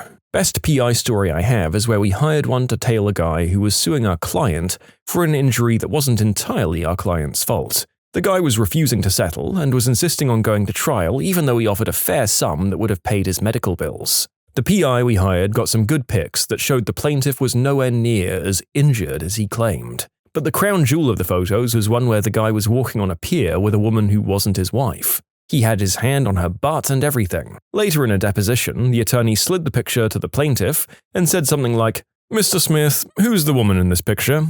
We'd like to schedule a deposition with her as well." The guy went ghost white and told his attorney he wanted to settle. At least he was smart enough to realize that if his wife found out the other woman was going to be deposed, he was going to have to get a family law attorney as well, because the divorce papers would soon follow. And to clarify some points here, no, this is not technically blackmail. Our firm had the PI follow him to see if he was faking his injuries, which is standard operating procedure, not to see if he was cheating on his wife. We had no idea he was doing that. The fact the woman in the picture was his mistress was irrelevant. The attorney could have asked for the person's contact info even if she was just a friend, co-worker, cousin, whatever. The attorney wanted to depose her to ascertain the extent of the guy's injuries. At no point did the attorney say, "Drop the suit or we'll put your affair out to your wife." Even in 2020, I struggle to picture a private investigator as anything other than a man in a beige trench coat and a trilby. I used to work in the office of a PI firm that specialized in insurance fraud. I'd edit and sometimes write surveillance and background investigation reports that were passed along to our clients, mostly lawyers and insurance companies. One thing that never failed to surprise me was an astounding number of people who claimed to suffer devastating disabilities regularly posting pictures or videos of themselves running marathons and building decks in their yards. I'm comfortable saying that at least in half a dozen of the cases I handled over 2 years, our clients flagged their claimants as fraudulent because of social media. Disgruntled exes are another significant source of tips, by the way. To give an example of one of the more remarkable insurances in which social media saved a case, it's summer, and on the day of surveillance, our investigator sees the claimant and his family loading their car with beach stuff. The claimant drives for a couple of hours before the investigator eventually loses sight of the vehicle. Side note, tailing someone in a vehicle without 1. Arousing suspicion, or 2. Losing the vehicle is hard. The investigator, being way too far from his own home to drive home, checked into a motel. The next morning, he checked his phone and found the claimant checked in at a water park on Facebook. The investigator makes a pit stop to buy some swim trunks and a beach towel, drove to the water park and got hours of covert footage of the claimant swimming in a wave pool, going down water slides, picking up and putting down his kids, and generally doing a whole lot of things you probably shouldn't be able to do with a serious spinal injury. In short, if you're going to commit insurance fraud, stay the heck off social media. People are so dumb. I'm paranoid that if I even do anything like play a video game on my sick days in bed, that I'm going to be in a meeting with my boss the next day about it. I can't imagine just blatantly showing off your delinquency this much. My mum's best friend. She divorced her husband and was awarded full custody of their daughter. His family was a crap show. He kidnapped his daughter, and he and his parents just disappeared. This was easier in 1977 than it is now. She tried hiring a PI but couldn't afford one, so she started learning how to trace people on her own, in the days before the internet. She spent years doing this whenever she wasn't waitressing. She did find her daughter in 81, but by this time her daughter was poisoned against her. Mum's friend went on to get her PI license and was a PI specializing in women's issues for the next 2 decades. I don't know what happened to her after that. If she's still alive, she'd be in her 80s, I think. One of my jobs is to search for long-lost relatives, usually several generations ago. Typically, the case is about old plots of land where I should track down their owners or their heirs to update the land registry because a state wants to build something there. Let me tell you, the amount of information you can find on Google and in public records is astounding if you know where to look. I know someone that hired a pet detective to find their cat, and he frickin' found him. My little brother hired one to find his dog. He was living in LA, and his complex let the dog out by accident. Small dog, some mutt of toy breeds. He searched by himself for 2 weeks, and he was devastated. My folks found this guy in Indiana, who was like $3,000 to hire, but he guaranteed that he'd find the dog or he wouldn't get paid. My folks and I chipped in as well as my brother couldn't afford that. The guy found my brother's dog inside a day. That was wild. On the other end of the PI spectrum, I was in a bad car accident 13 years ago. I was rear-ended at a red light by a lady going 45. Most of my injuries were soft tissue damage minus the TMJ. That essentially means that up to the present day, every morning my hands go numb, it takes 3 days to clean one room, and I can't braid my hair. Various other numerous tasks that take me way longer than any other normal 41-year-old. Sometimes you have to do things because you still want to feel normal, not like you're a 90-year-old woman. So fast forward 8 years, finally had my day in court to see if I'd get my $90K in damages. They show camera footage from 4 years prior covering 3 whopping days of me pushing a grocery cart, carrying groceries, and talking on the phone. Apparently that's enough to determine that you're fine. My good friend was only raised by her mum growing up, who'd always tell her that her father had walked out on them when she was a baby and that he'd never wanted anything to do with her. My friend took it really hard and struggled through her entire childhood believing that. But then a couple of years ago she hired a PI to see if they could find him again. Well, they did, and it turns out what her mother told them was a lie. Her dad is seriously one of the sweetest and soft-hearted guys I've ever met. He left because my friend's mum forced him out when he uncovered her infidelity. I guess he wasn't actually her dad because her mum cheated on him while they were together. But he loved her like she was his own and only avoided contacting her because her mum convinced him he legally has no rights to her child. And even worse, she threatened to accuse him of mistreating her and her daughter if he reached out in any way. Thankfully, my friend is an adult now and she's moved out of her mum's house and she can have the relationship with her dad that she always wanted. It just sucks she had to go through the effort of hiring a PI to achieve that. My dad hired a PI in the mid-90s in Eastern Europe to find out if one of his business partners was stealing from him. Instead, he found out his own brother was stealing from him. He refused to believe the PI and his brother robbed him blind. Took a huge amount of money and left him with gigantic debt. He still forgave his brother. My work requires us to hire PIs to investigate injury claims. We had this high schooler claiming a head injury so severe that he couldn't live a normal life. Specifically, he had an issue with bright lights. Couldn't stare at a computer or TV too long, and our PI caught him on several occasions at the movies, arcade, basketball games, so basically he was making a fraudulent claim. Not mine specifically, but my mother hired one to spy on the school. See, my little brother is dyslexic and has severe social anxiety, and was struggling a lot in the public school setting. He had an IEP, which the teachers and principal were insisting was being followed. But every day my brother would come home in tears shaking because he felt abandoned and stupid. So Mum hired the investigator and sure enough, the teachers were basically just ignoring my brother. They'd sit in the back of the room and demand he do his work and then wouldn't help him through it. Then they'd yell at him because he didn't do it. Again, he couldn't write because of the dyslexia. With all the evidence, my mum was able to arrange a meeting with the school board and threatened to sue. They agreed to pay his tuition for a private school that was supposed to help. It didn't help, and Mum just ended up pulling him out and homeschooling him. He's been doing a lot better. So homeschooling can be the right choice if it's made in the interest of actually getting your kid the right sort of education for their needs, and not just to hide them away from members of the opposite gender or to religiously brainwash them. Lesson learned. My dad hired one. You see, my mum got around a bit. I could have told him myself, but I didn't want to hurt his feelings, and he wanted hard evidence anyway. If I remember right, it was 5 different guys at one time. One might have been the crystal dealer, but he might have come later. It had been a while and there was a lot to keep up with. The PI was like, "I'm sorry, you really got your money's worth with what I found." I had my dad's back twice by telling the guys that she was married and that we all still lived together. Pretty entertaining breakups were my immediate reward, and not having to go with her to watch her date guys behind my dad's back was the long-term reward. Turns out, Dad doesn't have any bio children. I had one because he was suspicious his stepdad was being unfaithful to his mum. So he asked me, and I put him in contact with the guy I knew. Bit of a backstory, the stepdad was 5'10", 160 pounds, and my friend is 6'2", 235 pounds and ripped. At 15, when my friend's mum and stepdad started dating, my friend gave the typical, "If you hurt her, you're dead" speech. Also, his bio dad walked out on him and his sister when my friend was like 4. It took a while, but my friend warmed up to the guy, and he's a good guy. Took my friend and I to a 49ers game once, which was pretty cool. Anyway, the PI said he wasn't cheating. Apparently there was a house on the market that my friend's mum wanted, and he bought it. He'd been remodeling it for some time, and he kept it a secret. As a 5-year anniversary gift to her, he bought it. Anyway, they live in a 5-bedroom house now. What is the weirdest cause of death you've heard being diagnosed in a body? I'm in the medical field, so I've heard firsthand of some bizarre causes of death. One was a bee sting to the inside of a lung. The woman accidentally inhaled a bee and it stung her. Apparently, she was allergic. Took a week to figure it out. Another one was a bullet to the chest and ruled a homicide. Except, he had been shot 3 decades earlier.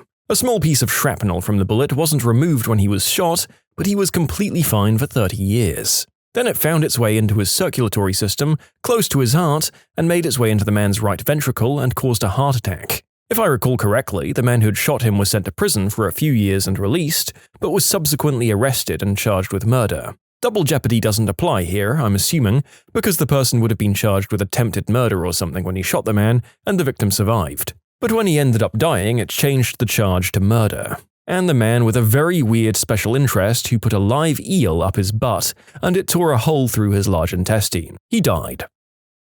Did an internship at the office of the chief medical examiner. A guy had decided to finish things in a river by wearing a backpack full of rocks. He was found soon and didn't have too much bloating or stuff due to the submersion. Upon examination, he had a lung infection where his right lung had disintegrated into green liquid. We removed about 1.5 liters of green fluid from his chest cavity. His left lung was fine. It was determined after looking at his medical records that he'd been to the doctor's office 5 times before he self-deleted and that this infection had been going on for almost a year until it got this bad. Numerous doctors had overlooked it. Accounts from those who knew him suspected that he had decided he didn't want to be alive anymore to stop the pain.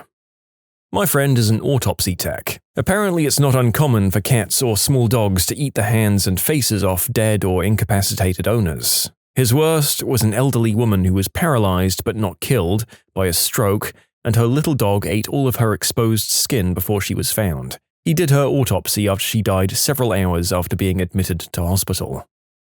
Working in a nursing home and rehab, Guy essentially died from pooping. He pushed too hard, blood pressure dropped, and that was it for him. You aren't going to die from pooping, viewer. There's a lot of ongoing discussion about why people with bad hearts, limited cardiac output, and damaged vocal cords die this way. Vasovagal syncope is totally boring from a medical perspective. I don't even treat it. If a normal person faints from pooping, their heart kicks back in like it should and they keep on living, so you aren't going to die. These medical videos are always the most uplifting to do. Now all of us can go out into that big scary world reassured that we probably aren't going to number 2 ourselves to death.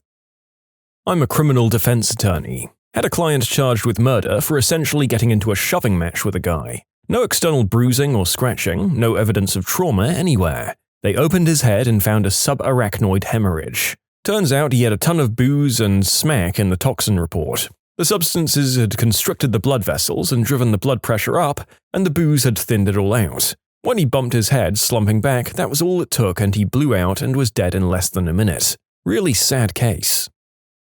I was a security guard at a hospital in Alaska. One of my duties was to bring deceased people to the morgue, so I had a key to it. Got a radio call that some patient's wife wants her husband's wedding ring back. I assumed that it would be on a deceased person. I went to the morgue to look for it. I looked all over, there was no gold ring. I even opened the coolers. There were no bodies. I then looked in the fridge. Body parts and a little igloo cooler, so I look inside the cooler.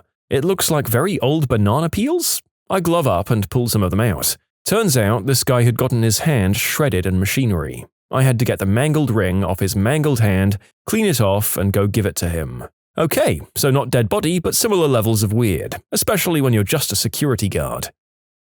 I'm a friend of a coroner's assistant. He spent a few months there. He said his craziest experience was when a man came in, apparently expired. He was a little vague about how the guy ended up on his table with the coroner, but I'll chalk it up to being early in his career. He starts to do a standard Y incision on the torso, and then stops early on. He noticed that the guy had slightly active vitals. He looked at the mortician present and says, "Oh, frick, this guy's alive." They determined the best way to resuscitate him was to do an adrenaline shot. Now, apparently he was declared dead but had something akin to pufferfish poisoning induced to his body. Anyway, he came to, screaming like a maniac and with his chest partially sliced open. He described the whole thing as surreal. My girlfriend was a mortician, specifically for cases of self-deletion. All such cases in the state got sent here. An elderly woman with schizophrenia came in after managing to swallow her severed right arm from the elbow down, and getting halfway through swallowing the other severed arm, again from the elbow down, before dying of blood loss. These injuries were self-inflicted and there were no power tools in the room. At the time of the examination, the first arm had already been partially digested.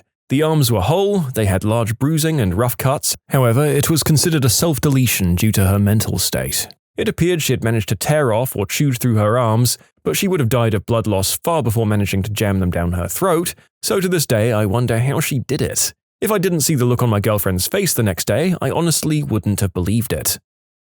I was a police officer and helped with a case where there was this guy in his 50s who died laying on his couch. He'd told his friends he wasn't feeling well for a couple of days and figured it was from some cardiac-related event. Nope. Are you ready for an irrational fear? Guy had undiagnosed hemochromatosis, or high iron, that destroyed his liver, his ongoing cirrhosis, and the liver's inability to process blood as fast as it was being pumped caused varicose veins in the lining of his esophagus. This was a decades-long process. One day, one of the more esophageal varices ruptured, and the guy slowly bled to death through his digestive system while thinking he had a stomach bug or something, only to die taking a nap. Get regular physicals, folks.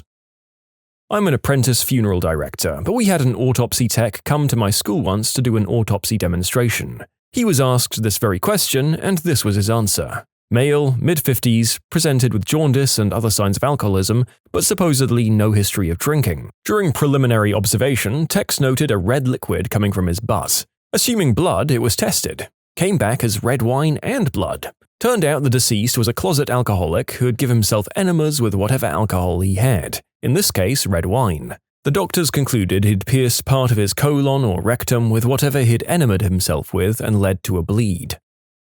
Working the ambulance for a barricaded male. After an hour of standby and trying not to fall asleep, a cop banged on our window frantically to call us into the house. A guy put his shotty in his mouth but must have flinched at the last second and blew his face off. He was left with just a scream hole that was fluttering flaps of torn flesh, not unlike a predator mouth for a face. That was the only time I ever saw an ER nurse shriek at the sight of something.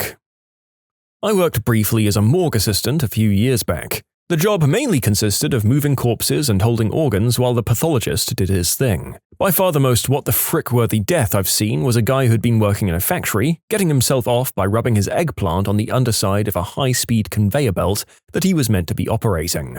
He got caught and it tore off most of his crotch. Ruled as death by misadventure. He'd bled out from a torn femoral artery before the paramedics even made it to the scene. And yes, I'm aware that there's a Darwin Award that's quite similar. That guy was in the US somewhere and lost just one of his little jewels. This guy was from the south of England and died. Presumably, there's some crossover in the Venn diagram of clumsy preverts and factory deaths. Also, death by misadventure is the ruling for a death caused through non-malicious negligence or by accident in the execution of an otherwise legal act. I've seen quite a bit. Working at the OCME has been a summer job that's morphed into a side job while I've been in school. The top 3 most unusual calls I've been out on are as follows. 1. A man strung himself up, and when he jumped off his apartment balcony, he left so much slack that it just took his head off. His head was on one lady's balcony and his body was on the ground. When we were there, we couldn't find the head, so we had to knock on a couple of doors where the rope was hanging past in order to find it.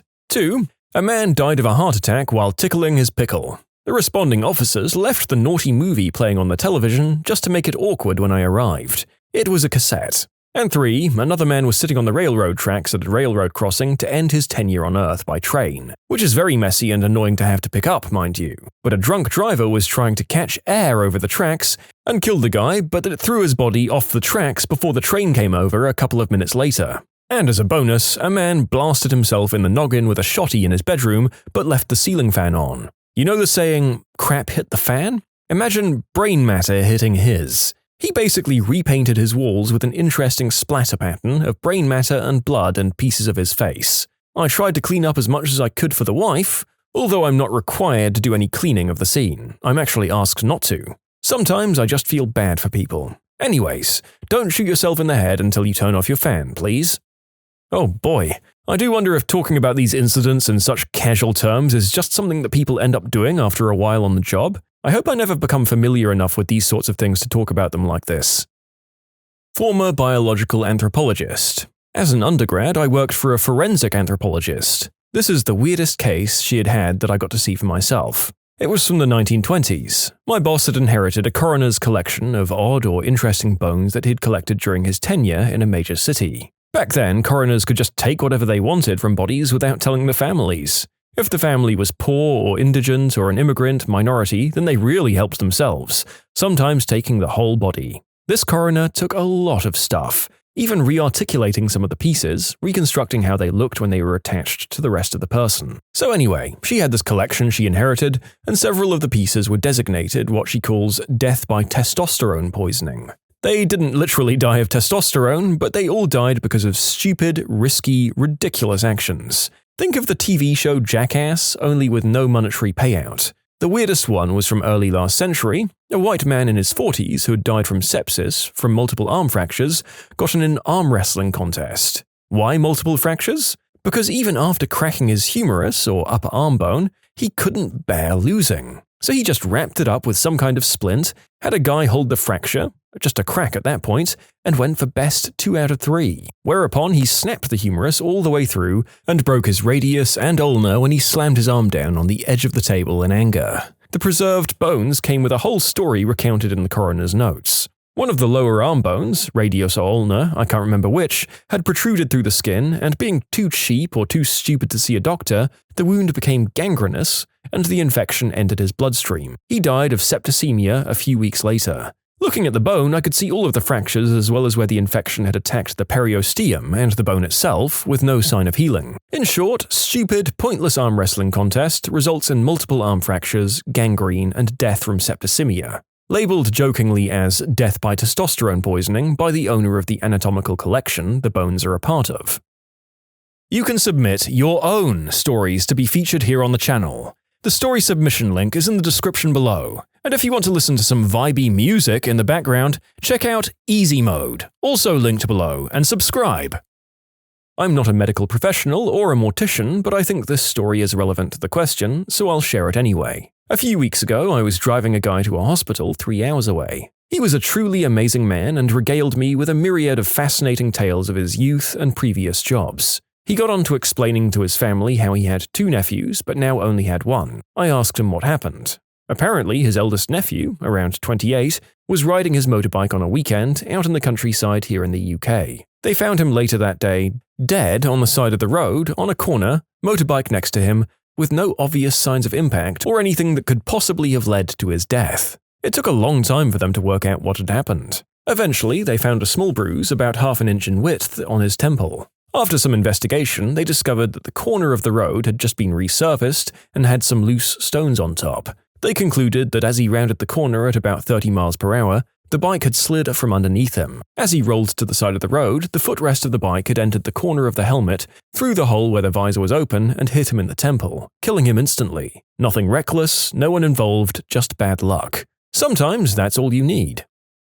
I'm a nurse, and this 80-year-old man had fissures in his butt and was admitted to the ICU because he shoved an entire frozen D-cell-sized mag light up his butt and perforated his bowel. He went to surgery to have it removed and later died from septic shock. The mag light, however, survived. My ex-employer was a funeral director in Nebraska. He told some crazy stories. First, how he'd found a guy dead in his laundry room, glass bottle taped to the agitator on the washing machine. Broke when the guy attempted to stimulate himself by sitting on it. End result, all of his guts were in the wash tub. Second was the self-deletion by train. The guy basically shattered like a watermelon, but his brain landed perfectly intact between the tracks. Third was lots of horse-screwing stories where guys are kicked to death and found with their pants off in the stables. And finally, drunk driving farm equipment never ends well. These were generally his answer to, "What's the coolest thing you've ever seen?" My ex-employer was a sociopath, if you haven't figured it out. My dad told us that once they had a guy bleeding out on the table from a stab wound. They stopped the bleeding, but his vitals were still taking a dive. Someone pointed out there was way too much blood. They turn him over, and it's coming out of his butt. Someone had stuck a light bulb up the guy's butt, broken it, and shanked him when he tried to escape, and the guy still escaped. They stabilized him, but he died of septic shock. This was told to us over dinner, mind you. My grandfather did some work as a doctor in Indonesia. He told us stories of people who had had pathogens living in them and eating them from the inside out, some in really grotesque ways. Some people had fungus on them that basically sucked their lives away. So, not a coroner, but it was still kind of interesting and gross. The short of it was, a man died from endometrial cancer. He had had a transplant prior. The woman who gave the transplant had metastatic cancer that had spread to said organ unknowingly. The guy survived the transplant, but cancer cells from the transplanted organ populated, and he ended up dying from her cancer. I was talking recently with a friend who was an undertaker at a funeral home for about a decade, sometime in the late 70s and early 80s. This was when they were in charge of collecting bodies directly from the scene. Someone driving on a country road in Oklahoma noticed a car out in the field. A teen girl, 16 or 17, was crying and screaming hysterically. Anyway, the car was a T-top Firebird or something like that. There was a headless body in the driver's seat, a head in the back seat, along with a guy who'd been split in half at the abdomen. This girl was hysterical, so they couldn't figure out what the heck had taken place here. It turns out the driver had been sticking his head up at the top of the car while driving, and the other guy was almost sitting on the top of the open T-top. They lost control and went off the road through a barbed wire fence. One or two of the wires went up over the top of the car and cleanly severed the driver's head and the passenger in half. My friend said it took them the better part of an hour to determine what had happened. Then he collected up the pieces and went on with his day. A man fell into a septic tank and died because of suffocation rather than drowning, found after 3 days. This was one autopsy my staff let me skip as I started to retch the moment I opened the door to the autopsy site, despite wearing an airtight mask. Yeah, there's a certain amount of indignity that I just don't want to see other deceased humans in, thank you very much. Honestly, even just reading this makes me feel real bad. Ugh. Okay, so the narrator is coming back in editing to tell you that the next 2 minutes 10 seconds are one of the most awful medical stories that I've done in my time on the channel. You've been warned. Here is a second-hand experience of something my cousin went through a few years ago. It's the frickin' weirdest thing that I've ever heard, and it's worth a retelling. I need to share this with more people.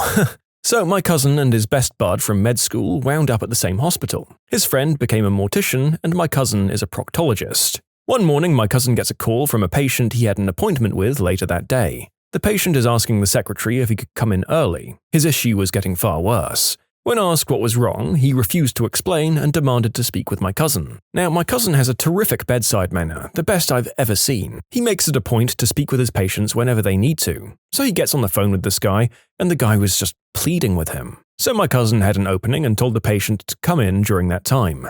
The patient comes in and was sitting in the exam room. Cousin walks into the room and asks him what's wrong. Patient proceeds to strip fully undressed, get on all fours and sticks his butt out at my cousin while on top of the exam table. The guy began to explain how his butt keeps leaking crap and it hurts real bad. Except my cousin apparently immediately saw that he wasn't leaking crap at all. The guy was leaking half of his goddamn intestines. Like, half a foot of intestines was just protruding from this guy's butt and would throb and pulsate with every breath that the patient took. At this point, I wish I could say my cousin got the guy the help he needed, but before my cousin could do anything, the guy just screamed, "Just yank this goddamn crap out of me, man! Get it out!" as he reached behind himself and yanked his gosh damn intestines so hard that his butthole erupted with a fountain of blood, coating the nurse and my cousin. That was apparently the most inhuman scream that Stephen, my cousin, had ever heard that day. The guy was in so much pain after yanking everything out that he passed out and fell off the exam table, smashing his head on the corner of the chair, dying instantly. So, cue Stephen's best friend, the mortician, did an autopsy, and the cause of death was pretty straightforward, all things considered. Apparently his friend found an unraveled slinky string throughout the patient's digestive tract. Like the guy took a slinky, ate it while straightening the metal out. All in all, makes me shake in anxiety just thinking about the whole thing. Oh. My goal is to not end up in a video like this when I die. I want to die in a normal way.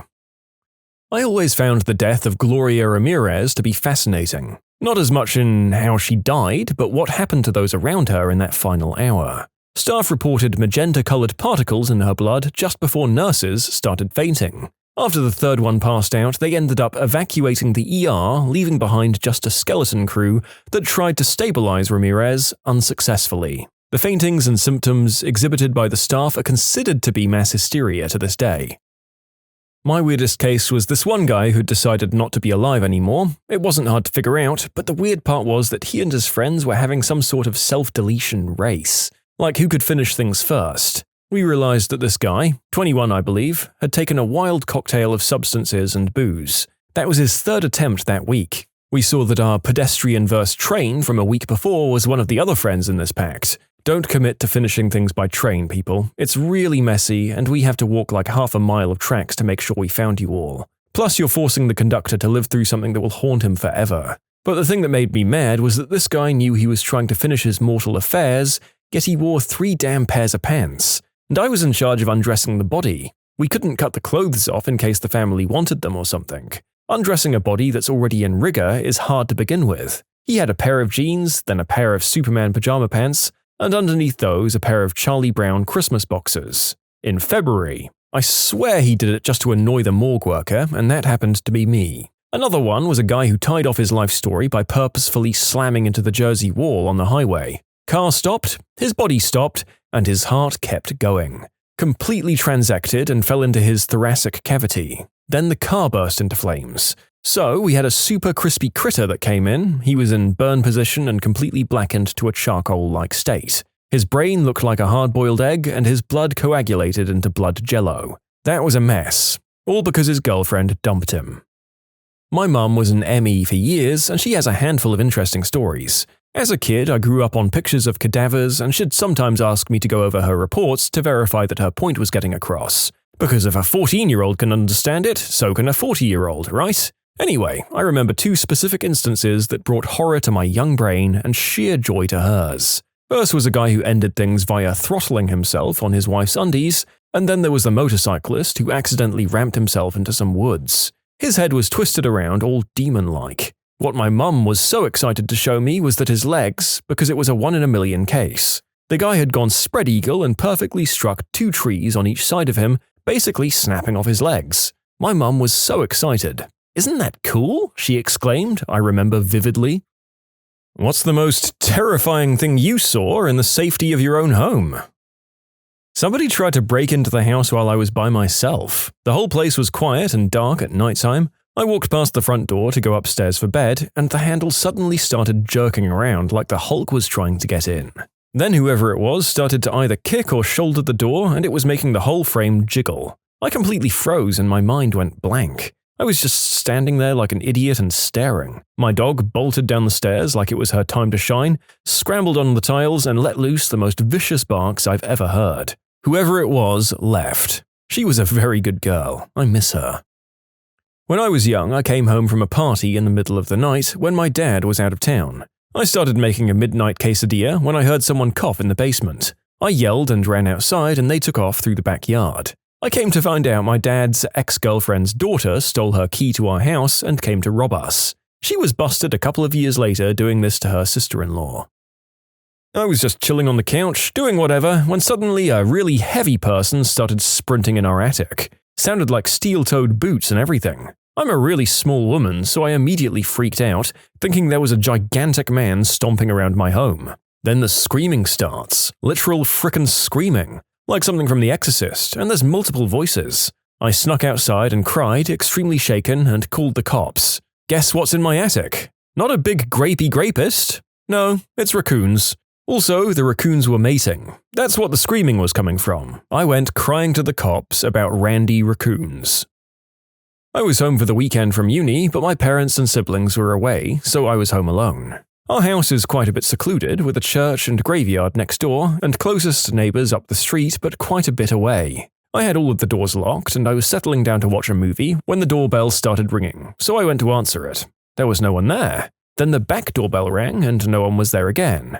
This keeps happening over and over, and it's pitch black outside. Then whoever it was began banging on the windows and yelling. At this point I'm freaking out, so I begin to call the police and yell at the people outside that I've called them, when it turns out it's a couple of fellas from uni playing a prank on me. I was terrified and reduced to tears at this point, but they thought it was hilarious. They did a few more things like that to me over the 2 to 3 years I was at uni with them, and I always thought of them as friends. I'm older and wiser now to know that they're just C-words.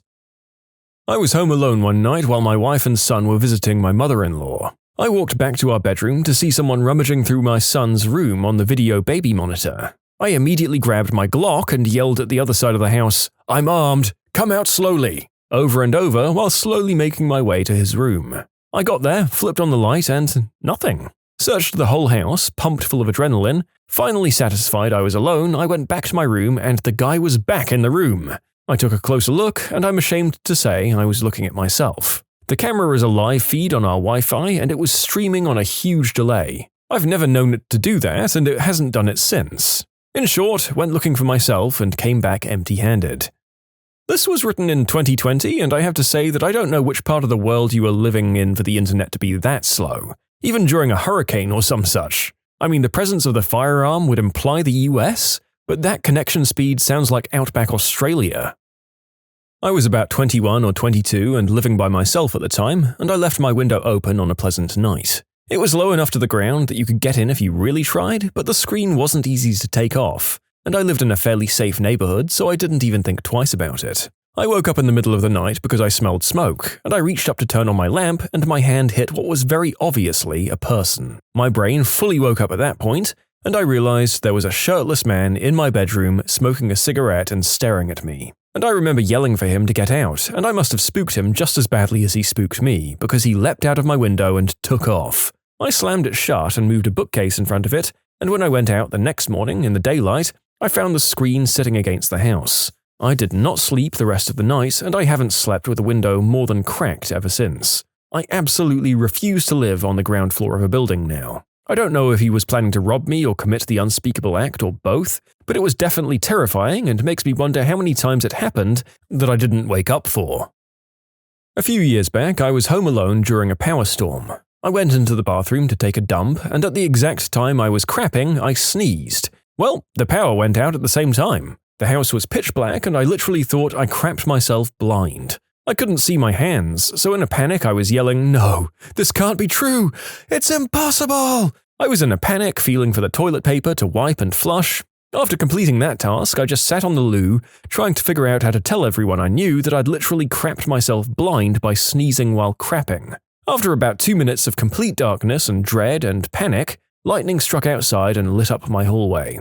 That was the best feeling ever. Not exactly alone, but I was in my home with my newborn son and someone knocked on the front door. I was expecting my mother, but she usually comes in through the garage. I thought it was strange, but I yelled, "Come in," because why wouldn't I? Then this old woman, off her head, comes stumbling through the door and asks me for a ride to the nearest gas station. I told her that I didn't have a car seat for my son, so I couldn't go anywhere, and she just started screaming, "That's just inappropriate!" and doesn't stop yelling even when I'm telling her that she needs to leave or I'll call the cops.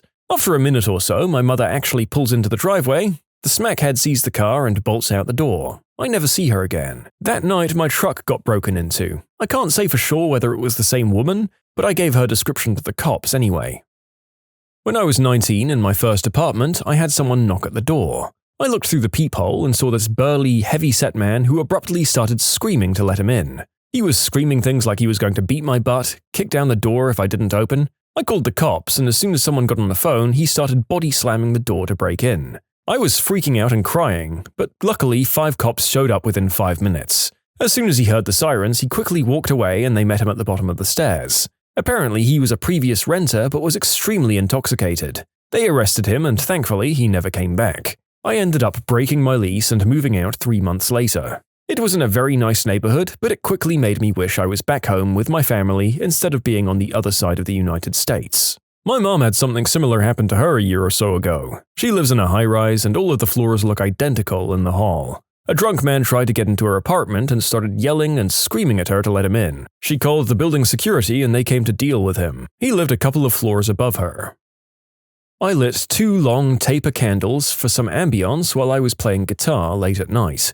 I was facing the other direction, looking out at the window while playing, and shortly after turned around and went back towards the candles and discovered one of them was completely gone. The stand was still there, but no melted wax, just a bare candle holder, and the other one was still lit and no shorter than it had been when I lit them. It was almost 3 a.m. and I was so terrified that I got in my car and left and drove to my dad's house.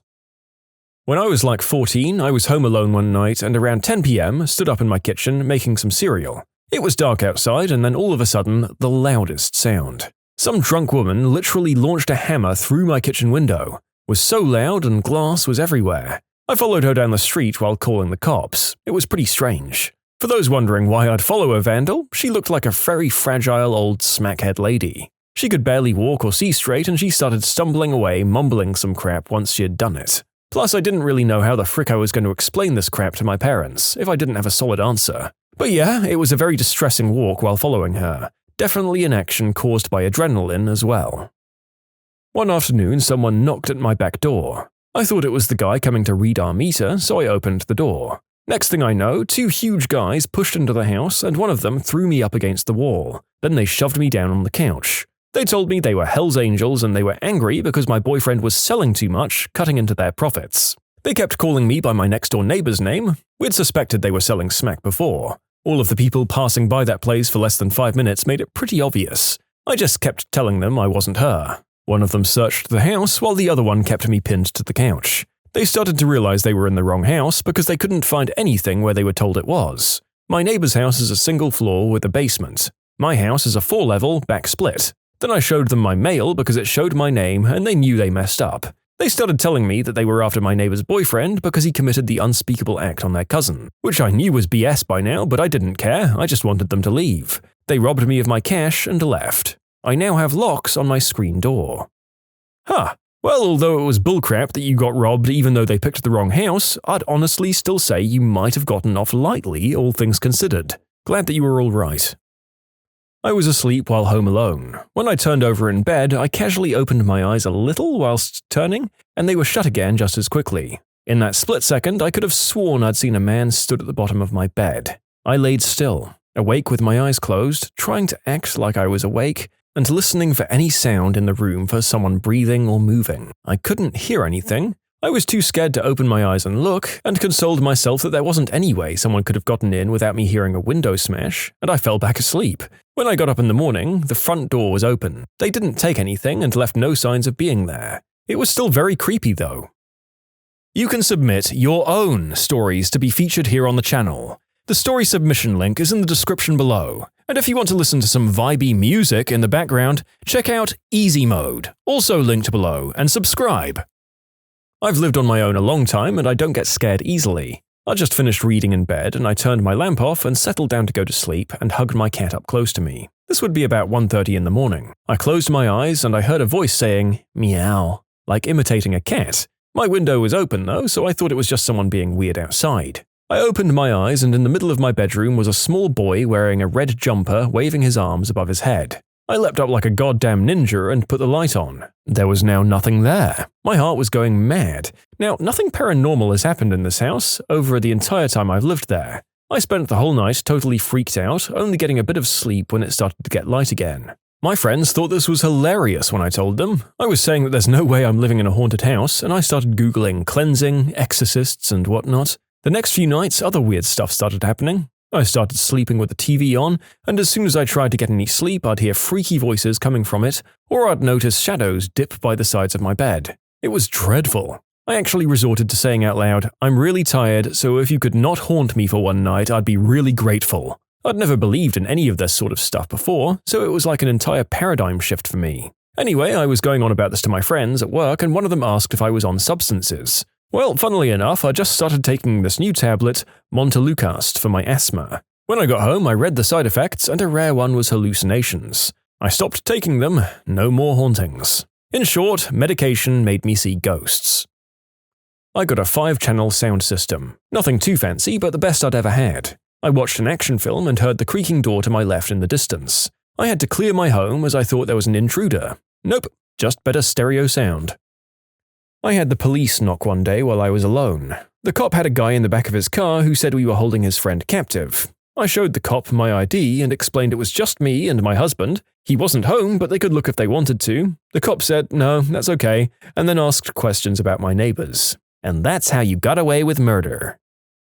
The cleaning lady tried to self-delete in our bathroom. She died 4 days later.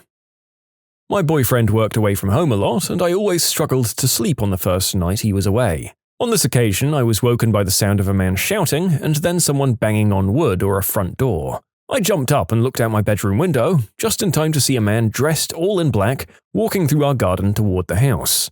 I ran to the front of the house to look out the front window and made sure he kept going. He did, but he met up with another man dressed in black walking towards my house as well. I was terrified and I called the cops.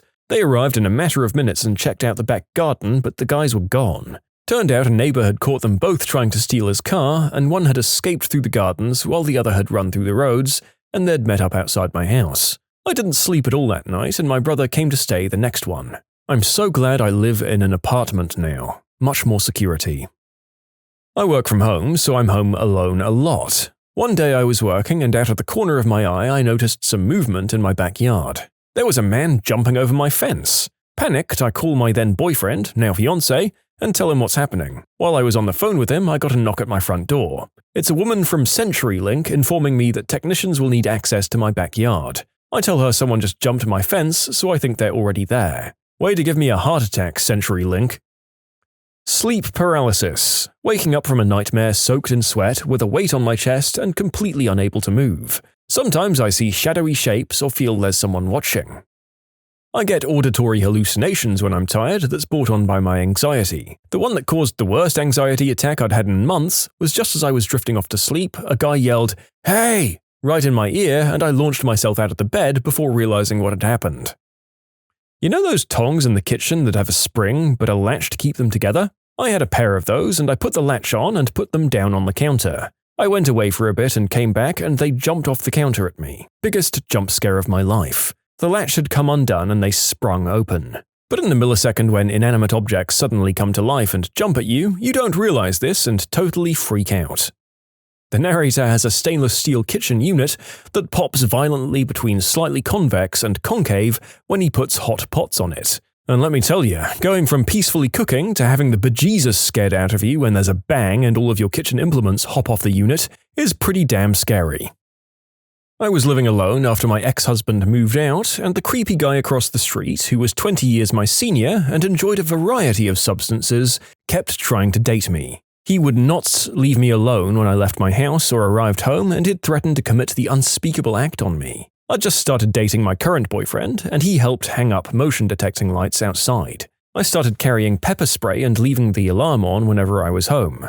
My boyfriend and I also agreed that if I didn't text him for a certain period of time and he couldn't get a hold of me, that he'd go to my house and check up on things. I also CC'd him on my work calendar just in case. It got so scary that my boyfriend actually moved in a lot sooner than we'd planned because I felt so unsafe. After the creepy guy watched my boyfriend move in and saw him pottering around with project cars in the driveway, he stopped and moved away a few months later. I've never felt so unsafe in my own home, wondering if our outside lights had turned on because of the neighbor's cat or because creepy guy was trying to break in. One night I was watching The Conjuring at home with my little sister when we heard someone putting a key in our front door and opening it. We were sitting in the living room next to a sliding door that was very close to the front door, so we both heard it very clearly. Now, this didn't alarm us since we knew our dad had recently gone out to get some stuff, so we just assumed he'd returned. "Dad, you're back already?" I casually asked. There was no response. "Dad?" I asked again, thinking that he hadn't heard me the first time. Again, silence. At this point, I got the feeling that something wasn't quite right, and I could tell by the look on my sister's face that she was quite nervous as well. I'll note that up to this point, she had spent the entire evening rolling her eyes at horror movie cliches, and she very rarely gets scared. We looked at each other for a moment, wondering what we should do before we started hearing a few more scattering sounds from right outside the sliding door. I was frozen in fear by this stage. I tried one more time in a louder but shakier voice. "Dad? Is that you? Please respond, was repeating in my head, but the silence continued. Now, at this point I was freaking out and literally jumped off the couch. My sister also abruptly got up and started walking towards the other end of the room, which led to the kitchen area. She later revealed to me that she was planning on grabbing a knife. She had this horrified look on her face that I hadn't seen before. We looked at each other in nervous silence. I didn't really know what to do, and I didn't want to make any further sounds. I finally decided to walk up to the sliding door and begin opening it as slowly as possible, peering into the darkness. And I know, I literally became the idiot who investigates the unknown, creepy noise without anything to protect myself. When the door was finally open wide enough, I poked my head out and scanned the corridor, preparing for the worst. To my surprise, there was no one there. But what was more strange was that the front door was still completely shut. We never heard the door close. My sister and I were obviously both extremely relieved, as we were almost certain that there was an intruder in the house. After this, I immediately went to go ask my mum, who was situated in her bedroom at the other end of the house, if it was her or whether she had noticed anything. She told me she thought my dad had come home as well, as she also heard someone opening the front door. Around half an hour later, which felt like an eternity at the time, as we were still quite shaken from the incident, my dad finally arrived home and confirmed that he hadn't come back earlier. To this day, my sister and I still have no idea what happened that night. One day while I was working afternoons a couple of years back, I woke up around 10 a.m. and started to watch American Dad before getting up.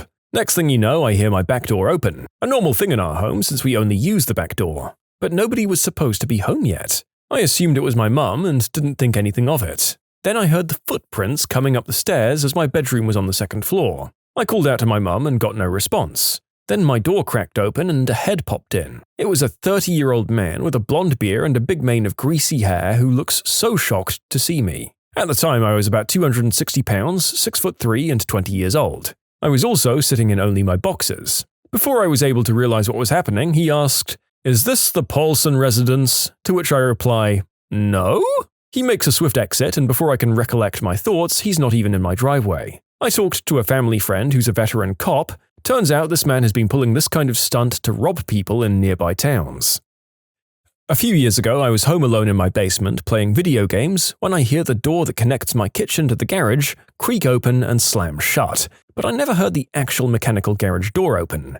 Then I heard heavy footsteps of someone wearing boots walk the length of my kitchen directly above me. I originally thought, my brother must have forgot something, as he had left about 5 minutes before that for work. So I was about to yell up to him to make fun of him, but something in the back of my mind was telling me, hold on, something's not quite right here. So I muted my TV to hear better and stay quiet. Then I heard the footsteps turn around and walk back to the door, and again I hear it creak open and slam shut. But again, I never heard the actual mechanical garage door open or close. So I walk slowly upstairs, thinking maybe my brother just forgot to close the garage door. I slowly open the door to my garage and see that the garage door has been closed the entire time. The only two explanations I can come up with are either something paranormal happened, or someone broke into my house, walked through my kitchen, and left without taking anything, whilst also not letting me hear them open my garage door. In my opinion, both are equally terrifying to me. What's the stupidest argument you've ever gotten dragged into for way too long? Fighting with my brother about which fruit would win if they were sentient and could fight. My wife and I got into a shouting match as to whose friend's wedding we would attend if they scheduled them for the same weekend. Neither of those friends was even engaged yet, by the way. When I was 6, my friend and I stood facing each other, arguing about which hand was your left and which was your right. It took us about 5 minutes to realize that when standing opposite someone, your left is their right. I was living with a pal and we were getting on each other's nerves. One night we were arguing about whether to break spaghetti noodles in half. I finally said, "You cook yours your way, broken, and I'll cook mine unbroken." He took half of the spaghetti from the package and broke the noodles in half. He put them in boiling water and started stirring, while I stood there with the package. Mostly we glared at each other and then he reminded me to add my half to the pot. After I did it, he then thought of something. How are we gonna separate the long noodles from the short ones? We argued about the color of lobsters before being cooked. They only catch the red ones for eating. Duh. I had an ex argue with me over which would weigh more, a pound of bricks or a pound of feathers. We went back and forth forever while I tried to explain it to her. It didn't help when her mother chimed in with, "What about a pound of wet feathers?" The apple does not fall far from the tree, apparently. Oh no, her mother knew what she was doing. She tossed a grenade into the conversation and walked away. Way back when I was a phone service advisor for a credit card company, this lady called in confused as heck about a piece of mail we'd sent her. "I don't understand why you sent me a bill. I paid for the TV at the store with my card." "Yes, ma'am. Now, this is the bill for using your credit card." "But I used my credit card. Why would I have to pay again?" This went on for about a good hour. This poor excuse for an adult believed that a credit card was just an all-access pass to buy anything you wanted for free. That was a devastating job. A couple of years later, after being promoted, I was processing some emails to customers and received an email asking, "How do I email customer service?" You just did.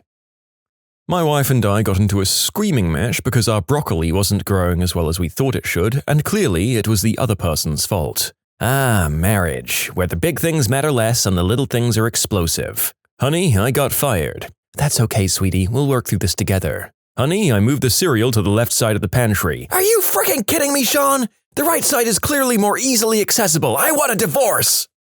This feels very true for a lot of relationships I've seen. Contrary to the saying, couples do in fact seem to not so much sweat the small stuff as go into a screaming frenzy about it, while remaining strong and united against major outside factors. The arguments you have where someone's venting at you about something infuriating and you even agree with them, but they're so mad that they want to argue with you about it, even though you agree with them and say yes throughout the conversation. My friend once tried to argue that Token, the black character in South Park, was named as such because black people are stereotypically always toking on Mary J. and Smack. I argued that it was because he was the token black character. My friend and I are both smokers. We were talking to my other friend who wasn't. The non-smoking friend was saying how bad smoking is and that we should both quit, and my smoking friend was arguing that smoking wasn't bad for you at all and he had no reason to quit. Now, at first, I thought he was joking, but no, he was deadly serious. I informed him he was wrong and that smoking does indeed kill people, and he got angry, screamed that we were lying, and then left and hasn't spoken to me since. This was like 6 years ago. No, he's not dead, he's just stupid. Not me, but my parents. They got into an argument about a little bit of sauce getting wasted because it came out too fast. My dad got angry about it because he just quit smoking, and they haven't spoken to each other for nearly 2 days now. My parents go on YouTube too, so I hope they see this and realize how stupid they're being. At the deli in grocery stores, you can buy these cherry peppers that are stuffed with prosciutto and cheese. Well, my dad and I love these things, and one day he bought a bunch of them. Then, through the course of a week, we ate them all. Except one, which sat in the container for 3 days uneaten. So, I ate it, and that's where I went wrong. 2 weeks went by before my dad would speak to me again, simply because I ate the last pepper before he did. My friend tooted.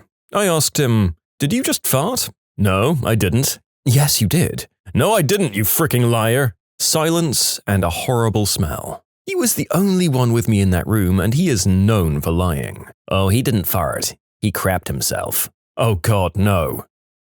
I once got in an argument with my roommate about who could raise the fastest duck. I was in a fraternity in college, and a sorority had invited us to participate in a rubber duck race fundraiser where the rubber ducks would float down a creek through campus and the person that bought the winning duck got a prize. Being the smart aleck I am, I asked the sorority president if I could enter a real duck.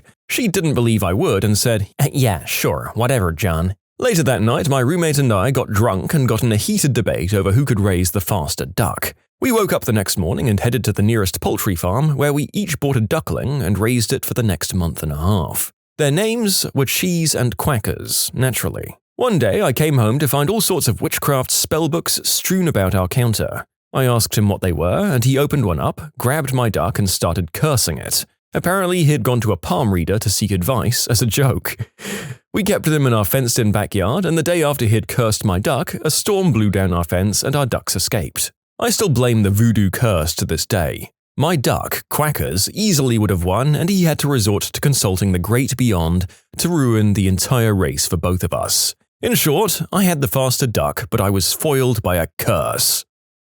My friend was convinced selfish was pronounced shellfish. I wrote the word out, sounded it out, and it was like I was saying the sun was blue. She just wouldn't have it. I don't know if she was screwing with me, but 2 or 3 years after that whole argument, we got in a whole different thing about her basically being a witch, and she says, "Sorry, I was being shellfish." I couldn't stay mad at that moron, and no, I'm not friends with Sean Connery.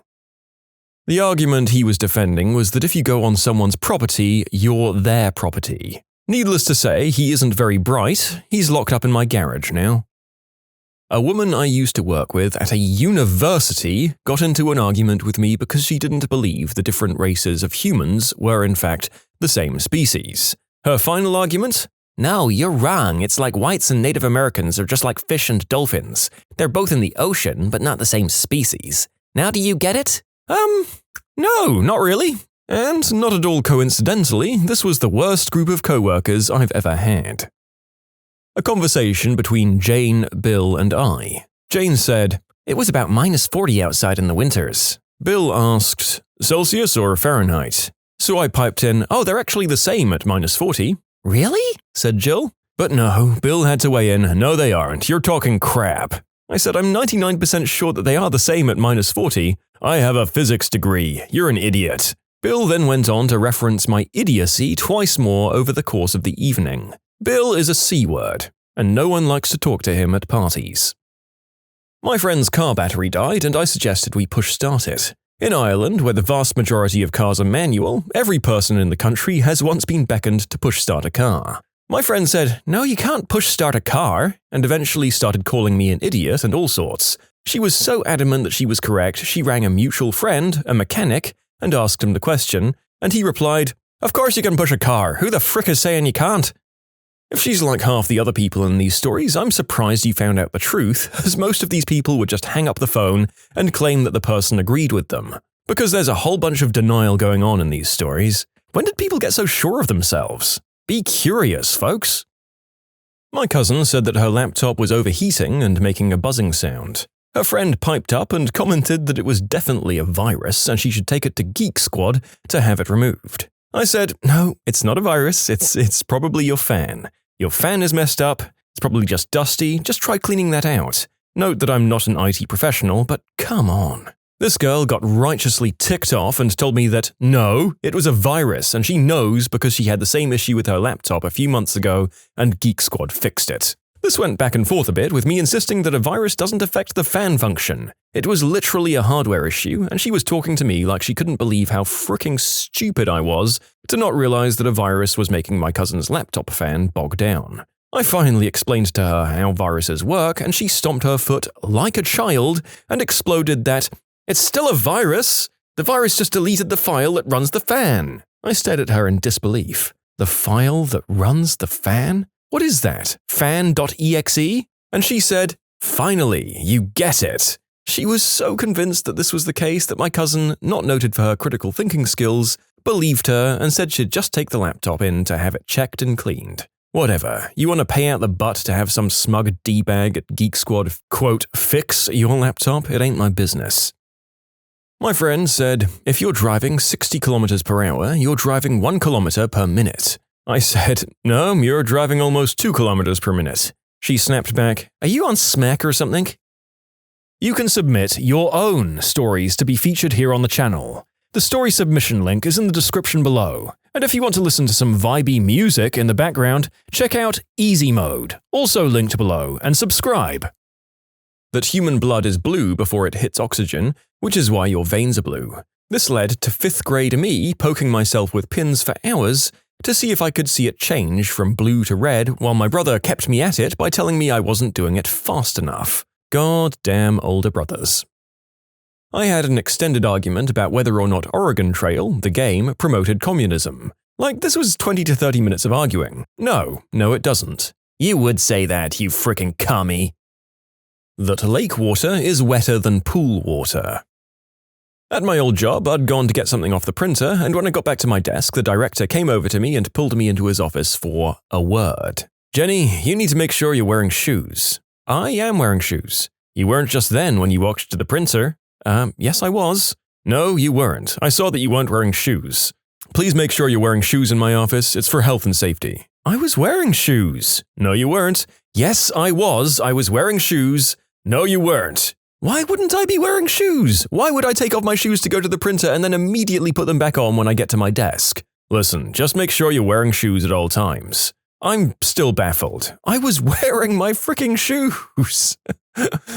Oh, and here's a bonus, equally stupid argument. I was about 13, and me and my friend were watching TV at her house. An advert came on for Go Ahead biscuits. My friend said, "Those taste disgusting." Yeah, I agreed. Have you even tried them? Yes. I hadn't, but I didn't want to admit my lie. No, you haven't. Yes, I have. All right then, what do they taste like? Disgusting. You haven't even tried them. Yes, I have. This angered her for some reason, so she slapped me and I slapped her back. That was harder, she said, hitting me back harder, and I hit her back even harder. We spent the next 10 minutes hitting each other, progressively getting harder and more violent until we'd both fallen off the sofa and were full-on scrapping on the floor. There were tears, bruises, it was vicious. We didn't speak for about 2 hours after that until we eventually realized how ridiculous it all was and started laughing hysterically, and then we cried some more, and then we hugged. That may top the shoes argument, in fairness. One day, my girlfriend was a huge jerk all day, treating me like crap, yelling at me, and then finally saying, "Well, at least I didn't kiss another person while we were together." Dumbstruck, I asked her when that happened. She said, "Yesterday, at your friend's party." That's weird, I went to school and then work and then came over and we went to bed. It was at this point that we realized it was a dream. Thanks, lady. A phone number I frequently call ends in 6272. I remember that by dialing NASA. Friends of mine vehemently disagreed and said that I was dialing the wrong number. The correct number was Napa. They're the same letters on those numbers on the keypad.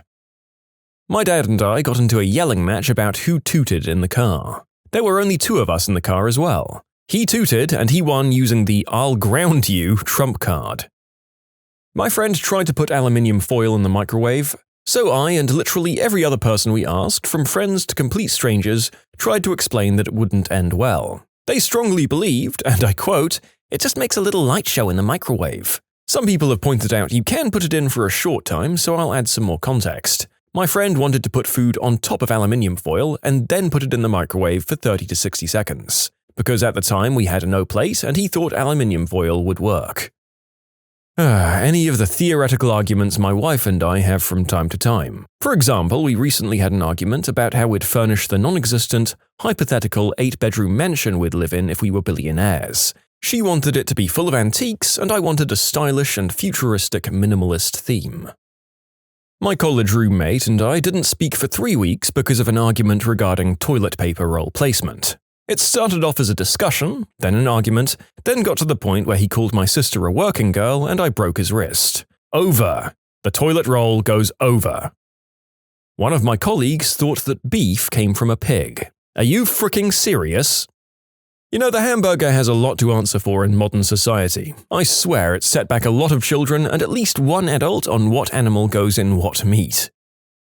My mum's a super religious and superstitious person, so whenever I'd say something negative, we'd have to cancel it by saying, "Cancel, cancel, cancel," so that whatever bad thing we said wouldn't come true.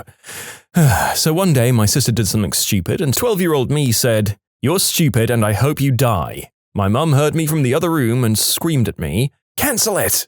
I said, "No." "Cancel it 3 times. "Fine. Cancel." I said 3 times, mister. "No." "Cancel it 2 more. "Cancel. 1 more. Just a long pause from me. "Go to your room, you're grounded." "Cancel, cancel, cancel. I'm sorry, Mum, please." So yeah. I was a vegan for a few years and joined a club kinda organization.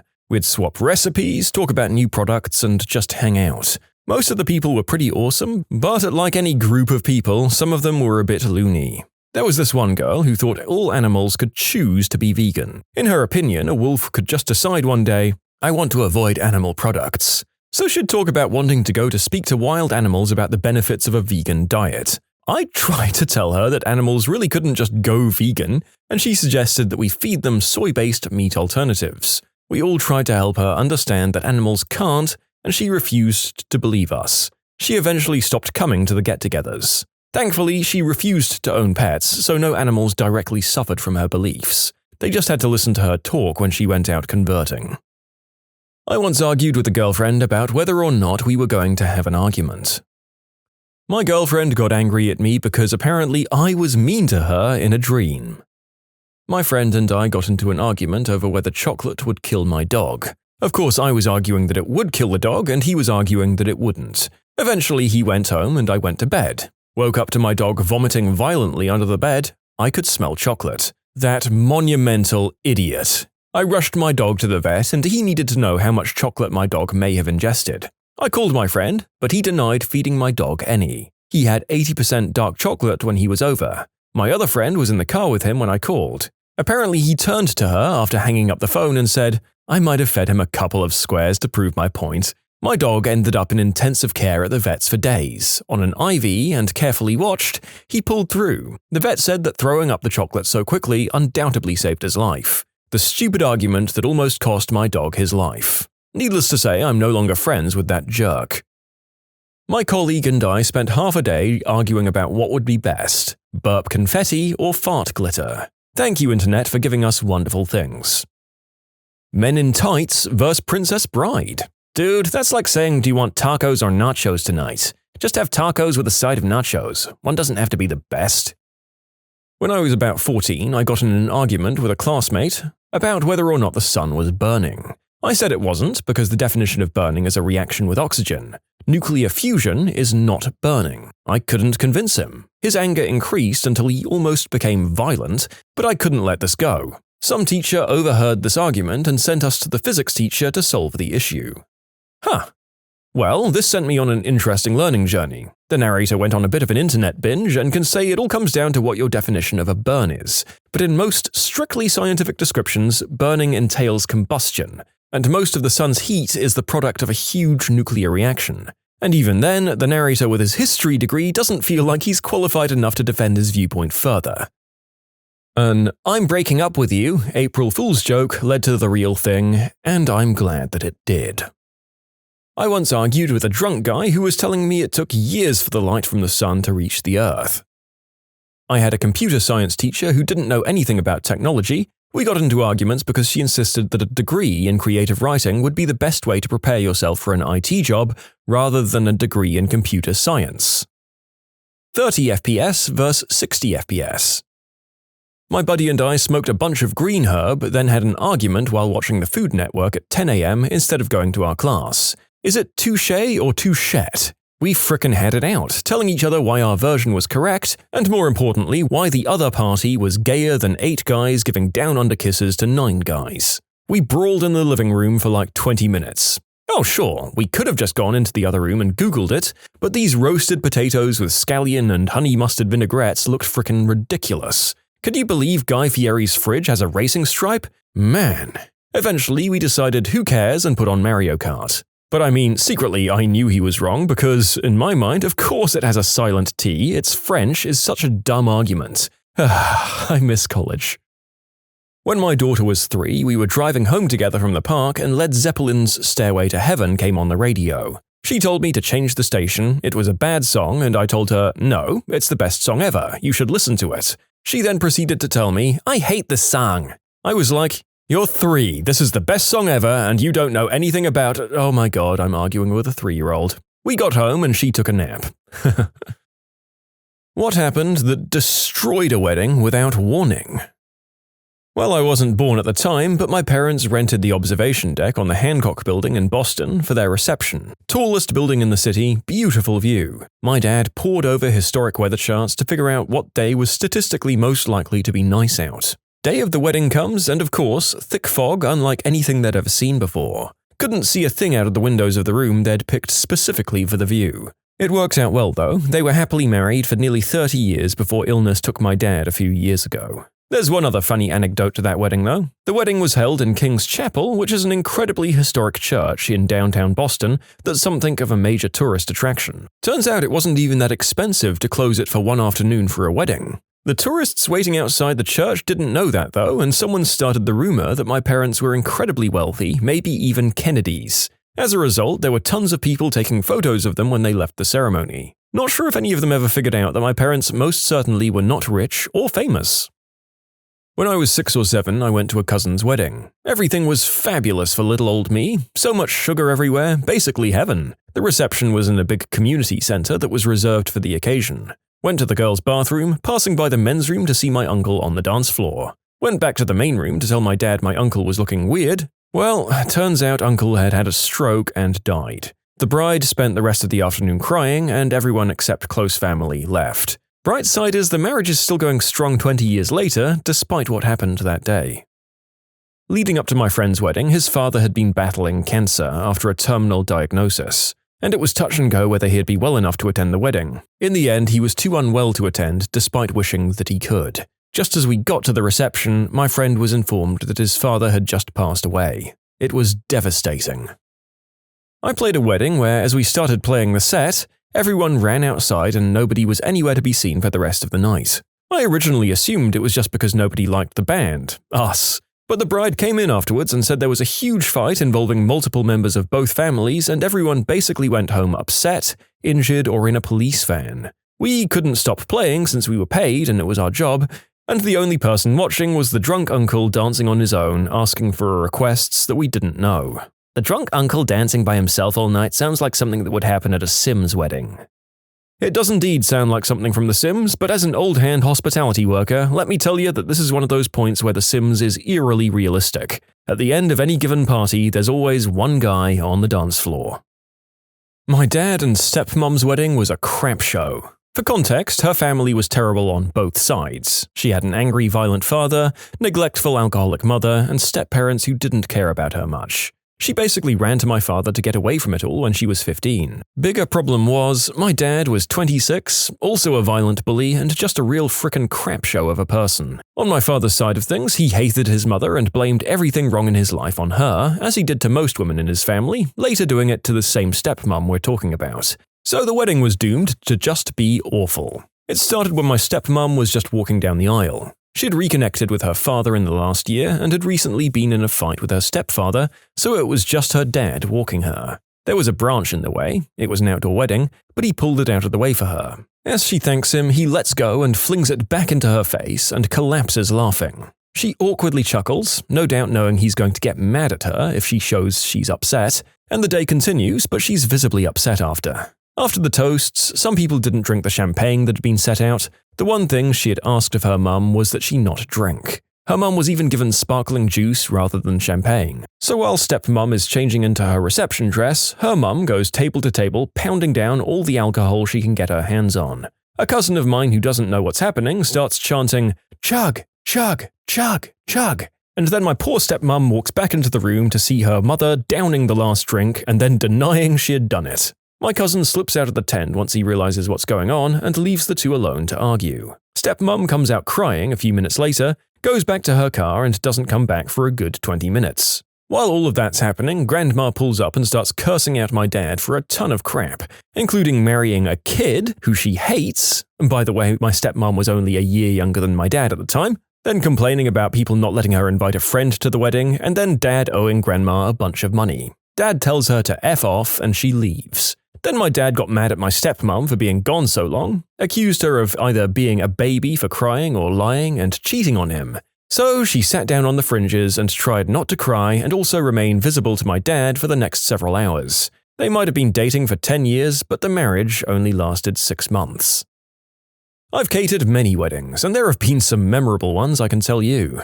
Fights between guests, wedding cakes falling over, red wine spilt on wedding dresses, the lot. The one I'll never forget, it was an all-day do with a small ceremony, a few close friends and family, with a big reception filled with a huge buffet, every kind of food you could imagine, and free bar. All in the same venue. They'd booked and paid for 250 evening guests, but 30 guests turned up at most. My heart broke for this couple. A massive, beautiful converted barn, loads of food and drink, great music, but no guests. At about 10 p.m., the venue was licensed until 11, the buffet food had barely been touched, the few people who were there ate, but it hardly made a dent as it was planned for so many more people. I asked the mother of the bride if she wanted me to cover and refrigerate the untouched food so the new couple could take it home, and her response of, "Oh no, there are still a lot of people coming," was the most awkward I've ever felt in my life. No more guests showed up. There was a flash of car headlights in the distance at about 10:30, and the bride beamed when she thought it was latecomers arriving.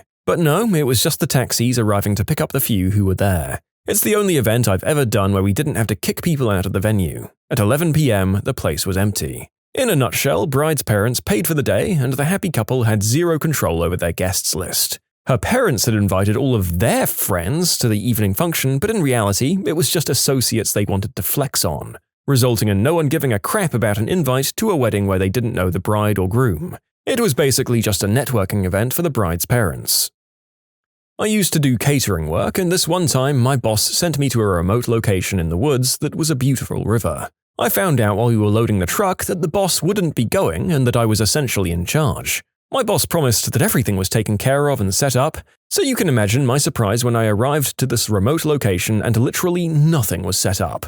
We were only about an hour early, so I frantically started trying to get the tent in order. We needed extension cords to run the coffee and tea, and there were none. We needed tables to set up the food, and there were none of those either. I somehow whipped up an impromptu everything for the missing things, just as the bride and groom were arriving. We blew the fuse for our only power source, and the place was plunged into darkness. We reset the breaker, I moved some stuff around, and blew the fuse again. This delicate dance went on for the entire evening, through speeches, the first dance, the works. I think the worst part of the entire experience was when we went to rinse our dishes before boxing them up, and found out that when we blew the fuses, the water pump for the place stopped working and needed to be primed again. At that point I said, "Forget about it, we'll take them back dirty," and the crew and I spent several more hours after the long ride home doing the dishes. That was the day I worked a 15-hour shift without a break and still ruined the wedding. Needless to say, I quit that job.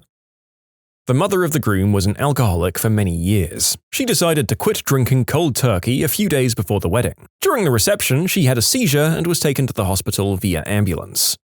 My God, a great resolution and gesture gone horribly wrong. That sucks for everyone. Maybe get specialist advice before you make a radical lifestyle change like this, folks? Although I can't point the finger, I wouldn't have guessed that would happen.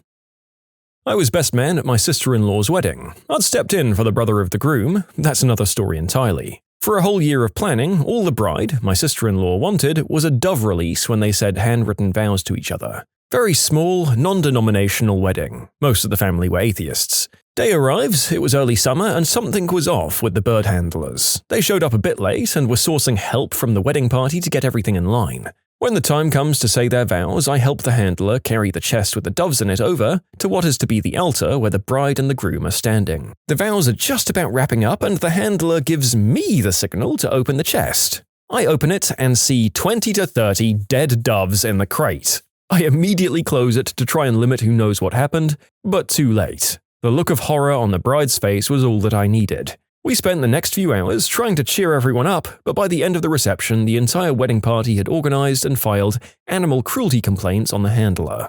It was all anyone could focus on.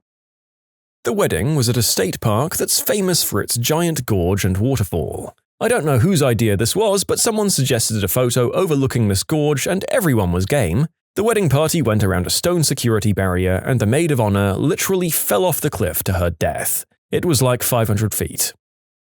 I attended a wedding reception and was seated near the cameraman. An aunt of mine was sitting closer to the camera and spent the evening commenting and gossiping about everyone, and much of it came out on the video. The cameraman was great, he did 2 copies, one edited and the other no holds barred. The unedited version is the stuff of legend. Release the Aunt Snyder cut, or actually the Snide Aunt cut. Nobody turned up to the reception except myself and my partner. There were about 8 people there in total, and the couple had gone all out for it. It was so awkward.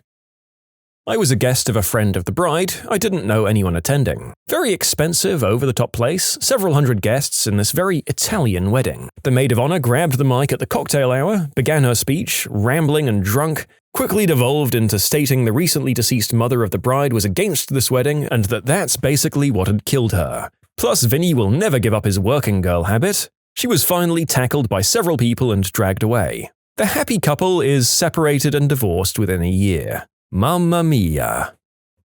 You can submit your own stories to be featured here on the channel. The story submission link is in the description below. And if you want to listen to some vibey music in the background, check out easymode, also linked below, and subscribe. The bride's father was 45 minutes late to walk his daughter down the aisle. While we were waiting, the air conditioning broke in the venue. It was over 100 degrees outside and humid as frick. The place was overcrowded, you could barely move without bumping into someone else, and the heat was extra miserable. I guess the air conditioning problem had also affected the refrigeration or something because most of the food was spoiled. The only food on the buffet was salad, spaghetti, and rolls. Not enough to even feed half the guests. Most people left after the first dance, and two of the bride's aunts fainted. The bride and the wedding planner were crying. When the wedding planner is crying, you know the day has spiraled out of control. I feel bad for laughing, but man, that's so true. I'd say that's a rare occasion for a wedding planner. The groom got so drunk the night before he couldn't make it to the altar at the ceremony. They still had the ceremony with only the bride and her party, plus the one groomsman who apparently didn't get wasted. Everyone was shaking their heads the entire time. The groom did make a singular appearance for a few seconds at the reception. He looked like a zombie and was wearing street clothes. And this was no trashy wedding, by the way. The bride was a professional dancer for a major label pop star, so that gives you the idea of the kinds of people that were in attendance. 200 plus people at the ceremony alone, probably double that at the reception. They divorced within 6 months. The father of the bride died suddenly 3 days before the wedding, pre-COVID. Daddy-daughter dance was mum, bride, and picture of dad. Same with walking down the aisle to give her away. Lots of tears, not many smiles, even the bartender at the hotel knew the night before and was talking about it with me. It was a big wedding, over 300 people. Turns out the bride had been having an affair with her cousin's husband. The cousin had known for a little bit, but waited until the wedding to go table to table, letting everyone know the bride was sleeping with her husband. Poor groom was blindsided. Worst part was his father-in-law was well off and opened up a restaurant for him. Well, he lost his wife and the restaurant. You know, the narrator was expecting a lot more of the stories in question to be about affairs. Nope, we've mostly just had a lot of honest-to-God unavoidable tragedies, some real act-of-God type things, or just horrible people in general. So thank you for this last story. We needed more scarcely believable infidelity to make this all a bit more surreal for us. But yes, it does have to be said that this sucks for the groom. Best friend's mom got remarried and had an expensive, beautiful wedding, but for some reason didn't hire a DJ. At the last minute, her mum asked me to manage the CD and gave me a list along with verbal instructions of when to play each thing. I tried to warn her that I simply didn't follow, but she told me she had confidence in me. Apparently, all her life she had wanted to walk down the aisle to some specific song, but I just couldn't figure it out. They had to get walking to match the sunset, so she went ahead down the aisle while I flipped through a series of incorrect songs to the horror and amusement of the crowd. Years afterwards, when I called my friend's house and her stepdad answered, he'd say, "Oh, is this the guy who screwed up my wedding? How are you?" I work at a golf course with a lot of history behind it. We do wedding venues inside the clubhouse, and the actual ceremony is held outside by the historic water fountain and a large pond. The first problem was the weather. I live in a high desert and it's very warm. A solid 90 degrees that day, and it was also pretty windy. So everyone was outside, no umbrellas and no ease-ups. The next problem, and probably the worst, was the golf cart incident. The bride and groom wanted to ride into the sunset on one of our golf carts, drive around a little bit on the course. To be fair, it's beautiful on the course during sunset. However, the cart had somehow gotten a nail in the tire went flat, the battery on the cart went crazy, and the cart ended up freaking out. It came to a complete stop from 15 miles per hour to 0. The wheels and mechanism locked up, almost seizing. Both the bride and groom, fairly overweight mind you, went over the windscreen and rolled over a few times. They were totally okay, just a few bruises, including the ones on their egos. So retrieving the cart wasn't fun. And last but not least, the power inside the clubhouse went out due to high winds. There was no after-party available. After the cake was cut, hardly any food was given out. Yeah, not a great day to cover for someone on your day off. This was when I worked at. After the ceremony, right at the start of the reception, the photographer was taking jumping photos of the bride and bridesmaids, so they were all jumping in the air while wearing heels. You know where this is going. The bride landed and dislocated her knee, then passed out and kept going in and out of consciousness. We called an ambulance who turned up and fixed her knee, but she wanted to continue with the wedding. She then had the first course of the meal and then threw up down her dress and had to sit with her mum in another room while everyone else danced. I felt so bad for her as she spent the rest of the evening crying. I went to a wedding where the bride and groom brought the wedding package on Groupon, which is fine. Why spend a fortune on one day? But I guess the venue thought they could cut some corners too. So they stuck us in a room that smelled so strongly of cat pee that some people immediately left. The only drinks were those from a vending machine. It was next to an airport, so every time a plane took off, the ceremony had to be paused because you couldn't hear anything. And the day after the event, every single one of us had food poisoning. And a bonus story, because even though it didn't ruin the wedding for the couple, it ruined it for the bridal party. I was a bridesmaid for my other friend. I flew across the world for over 10 hours to be there. I had to do the setup of the venue, assign people to rooms, put signs on doors, finish the seating chart, transport food, redo her bouquet because she didn't like it. A long, long list. The whole time she was rude and telling everyone within earshot that the bridesmaids just aren't helping me. Her maid of honor was absolutely bending over backwards to keep her happy, and instead of being grateful, she instead told her sister, "I should have asked you to be my maid of honor instead." She was pretty cold to me and kept asking if I'd lost weight. I said yes because I'd been ill, but I didn't think much of it. At the reception, her new husband took the opportunity to read the speech she clearly wrote for him to say to me, "We're so glad you fit into your dress," in front of over 100 people. I don't speak to her anymore, and neither does her maid of honor or any of her other bridesmaids. We attended a wedding for family members who didn't have a lot of money. It was hosted at an inexpensive venue, but it was nice. My heart broke when only a third of the people invited showed up. You could see the hurt in the couple's face. They came up to our table and said, "Do you have any friends in the city we lived in an hour away?" They had all this food for 100 people, but only 30 guests. They were willing to have complete strangers come down just so their money and food wouldn't go to waste. We hadn't handed over our card with cash inside yet, so my husband hit the ATM and added another $100. Maybe not ruined, but it definitely got tense. Started with the best man and groom's brother just absolutely roasting the bride and her parents. Basically called them gold diggers and stuff in front of several hundred family and friends. Then they cut the cake. Apparently the groom was told under no uncertain terms not to shove the cake in her face. Well, he did it anyway and she stormed off, not to be seen for 20 minutes. The reception went on as planned, she got wasted, and I'm told she passed out that night in the middle of the street while still in her wedding dress. Pure class. They're divorced now.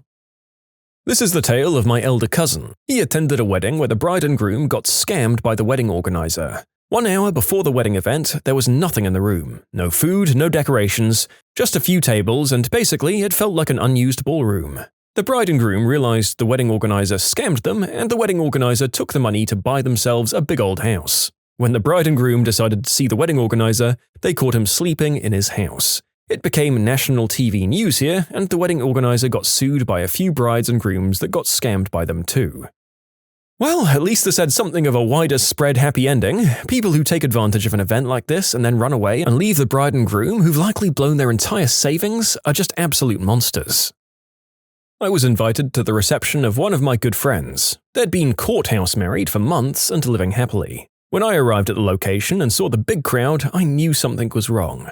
My friend's wife is prone to panic attacks and is extremely agoraphobic to the point of breaking down and crying if she's overwhelmed. I immediately called my friend and asked what's going on and if this was okay. Turns out my friend's parents invited everyone possible to be there without my friend knowing. After I sent him a picture of the crowd, he and his wife thought it would be better to go on a second honeymoon than have a reception. He sent a message apologizing to all those he and his wife had invited and told them to leave without telling his parents. They, of course, had a meltdown as we left.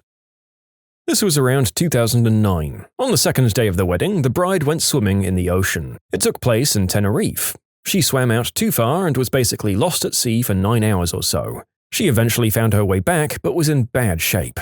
Everyone was panicked the whole day and thought she drowned. By the time she got back, she wished she had. Her husband found her phone and read a bunch of messages supposedly from her aunt, but it was very clear from the racy content that it wasn't her aunt at all. She'd been having an affair with the best man for apparently years. They got an annulment shortly after, $60,000 down the drain, one of the most opulent weddings I've ever been to. A fight broke out between the father of the bride, brother of the bride, and some guy that just happened to be staying at the hotel. In reality, I don't know how much of a fight it was, more just the dad and brother beating up some guy. So anyway, they were both arrested. Cut to the bride sobbing at breakfast because her dad and brother spent the evening of her wedding in jail and now faced charges for what they did to this poor man. Hurricane Ivan. Our wedding was scheduled for Friday and the hurricane hit us dead center on Thursday. We were sitting around with no power on Friday and remembered that a neighbor was a pastor. So my partner and I just knocked on his front door and asked if he'd just marry us in the front yard.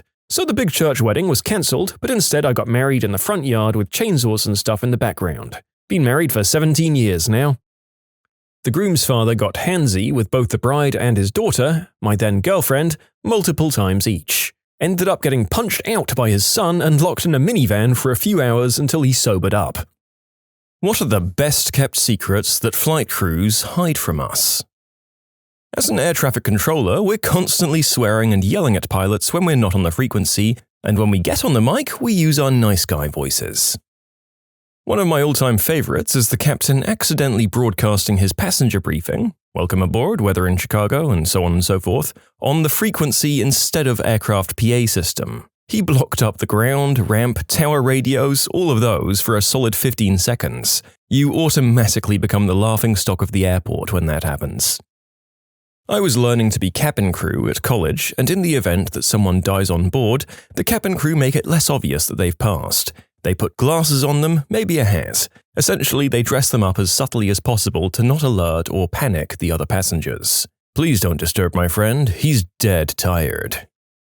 I was only a month or two out of my IOE, or initial operating experience, at my first airline job, flying right seat in a regional jet. I'd just come back from the bathroom when the captain pointed out that several flight instruments on his side had failed, and he had reverted to using data from my side. He basically programmed his main flight display to start using data from the second independent system. Soon, however, that went bad as well. The autopilot disconnected, and here we are at 25,000 feet or so, in icing, hand flying off a tiny little combined last-ditch backup instrument called an IESI, an integrated electronic standby instrument if memory serves. We declared an emergency, asked air traffic control to point us in the direction of better weather, and tried to figure out what the heck was happening. Icing on both primary pitot tubes, maybe? Though that shouldn't happen because they're heated. In any case, we ended up making a perfectly safe landing after a diversion, and the passengers never had any idea that for a few minutes I was really concerned that things were about to turn very, very bad, and that we were down to our emergency backup gauge. That's the shortened version without most of the techno-babble anyway. Ooh, I've got an original one for you. There's this radio frequency we're all required to monitor. It's called GUARD. It's for emergency use, and it's designed for maydays and for air traffic control to reach aircraft that might have lost radio contact, or to relay messages from aircraft to other aircraft, stuff like that. Every day, this frequency is misused. You'll hear hundreds of professional aviators meowing, yelling obscenities at each other, making fun of one airline or the other. Often what sets it off is some poor guy accidentally transmitting his PA announcement to passengers to the GUARD frequency instead, followed by the very mature outbreaks for about 5 to 10 minutes. It is the worst on the East Coast. Just today I heard an airline aircraft trying to relay info about a medical emergency on that frequency through one of their fellow company aircraft. They couldn't finish any of their sentences without people yelling, "You're on guard! Meow! Nobody cares about you, passenger. Hey, you're on guard too, huh?" Oh wow, good to know that the people in charge of piloting these vessels and their hundreds of passengers are essentially behaving like kids on a World of Warcraft server when they're meant to be focusing on their instruments. The scariest moment of my day is when the flight attendant opens the internal bag door, which is the closet we all throw our overnight bags in, without calling us in the flight deck first. There's an alarm and master caution which gets me every time. Pilots here, we only get paid when the doors are closed and the pushback has commenced. If we're delayed or sitting with the door open, we're just as annoyed as you are. At altitude, we're constantly in contact with air traffic control and change to different center frequencies or control for other than US locations. We're also doing fuel checks to make sure the fuel burn isn't abnormal, dodging weather, and probably complaining about scheduling. Pilots are on their phones or reading the newspaper all the time. Ex-airline employee here, often we'd have someone on board with terrible body odor. You can set the temperature on one end of the cabin hotter, and it localized the smell to one part of the plane. If you see coffee filter bags hanging everywhere, it's because someone smells like an open butt somewhere on the plane. Flight attendants often talk about the hot guy in 23B or whatever seat the hot guy's in, and pilots screw around a lot in the cockpit. They'll take pictures, post on Facebook, watch movies. Automation has taken over a lot of the work on their long flights. I'm not an airline pilot yet. I just got hired by my first airline and I start class next month. But I've been a pilot for 6 years. I primarily teach Chinese airplane pilots how to fly, but I've done some passenger operations in business aircraft on the side. First of all the comments about pilots making cat sounds and Chewbacca noises on the guard frequency are 100% true. Also, when someone leaves an area and switches frequencies, they'll yell, "See ya!" and a dozen other pilots will key up yelling, "See ya!" one after the other. We also enjoy talking crap about people who say, "with you," "got 'em on the fish finder," or "any traffic please advise," and "tree" and "fife." Also, the things that scare passengers don't faze the pilots one bit. We don't give a crap about turbulence or having to do a go-around. The things I don't like are things you generally won't know about. Thunderstorm dodging, microburst alerts, ice, maintenance issues, stuff like that. I'm also a pilot. Sometimes the passengers can be having a nice, quiet flight in the back while the pilots are up front dodging thunderstorms and yelling their heads off. We'll not only transport dead bodies, but also live transplants like hearts and lungs. I particularly like the live transplants because we get to cut to the front of the line for takeoff, and we get all the shortcuts to our destination. And a tip for those who get motion sickness: try not to move your heads around. Pilots move their eyes instead of their heads to look at the instruments on the flight deck. Also, try to sit in a seat over the wing. This area of the plane doesn't rotate as much during climbs and descents. Sure, flight attendants can't do pilots' jobs, but pilots can't do flight attendants' jobs either. We aren't hired for our people skills. And don't take off your shoes to go to the bathroom. People pee on the floor all the time. My story started off with us blissfully unaware and ended with mild pant soiling. I was flying to France in one of those planes with the TV screens up front to show the flight path and where you currently are. I was just about to fall asleep when the captain asked over the PA if there was a doctor on board and if they could go to a specific seat number. I knew this was bad. The flight path changed to Canada and we had to make an emergency landing. We were stuck there for 2 hours. When we finally got to France, his entire row was quarantined off. I have no idea what the frick happened.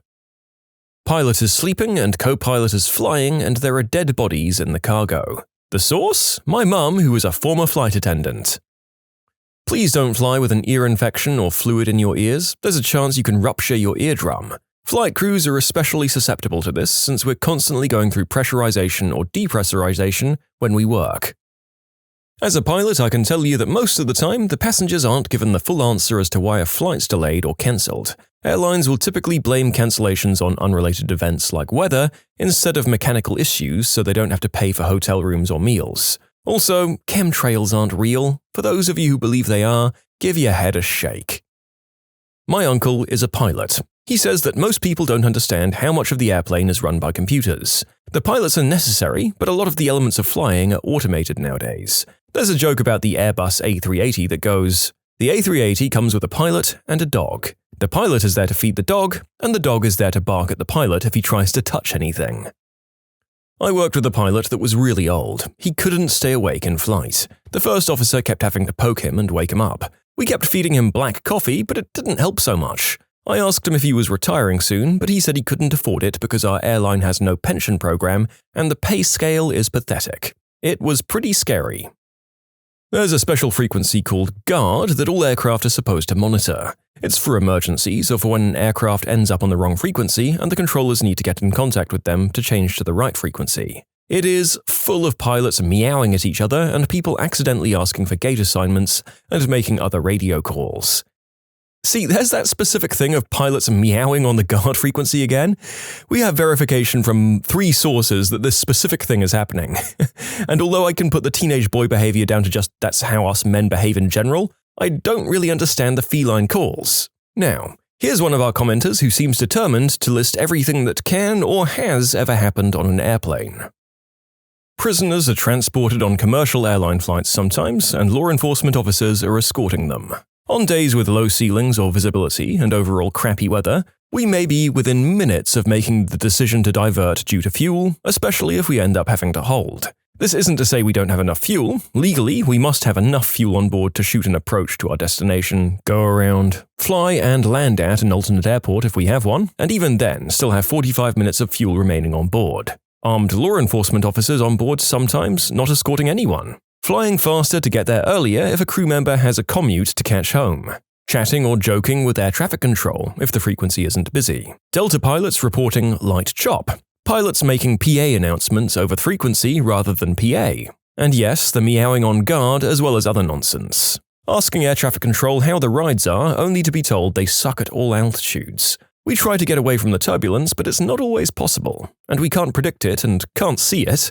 We can only make educated guesses as to where it may be. It's hot back there, during the summer mostly, and we know it. We have it blowing as hard as it can and cold as it can. We're sorry if the plane still ends up feeling like baby's breath. Meanwhile, our air vents are keeping us cool if we're lucky. The iPad that you might see us using in the cockpit has all of our manuals, approach plates, maps, and checklists. Basically almost everything we need. It's really incredible. I just hope they both don't decide to brick themselves at the same time in the air. No, there isn't a single cloud in the sky where we are now. Meanwhile, our destination is encompassed by a massive thunderstorm. We don't like being late either, but we're paid to deliver living passengers. And we can't collect that paycheck if we're also dead. There's a chance your flight could be a pilot's very first flight in an actual jet. He could be fresh out of training, out of the simulator, and actually flying that jet aircraft. Scary, right? Well, that pilot could probably explain every single system of that aircraft in depth. Guys that have been flying the line for years? Maybe not quite as in depth. Oh, and that brand new jet pilot is flying with a Czech airman, who's there to further teach that new pilot about flying on the line.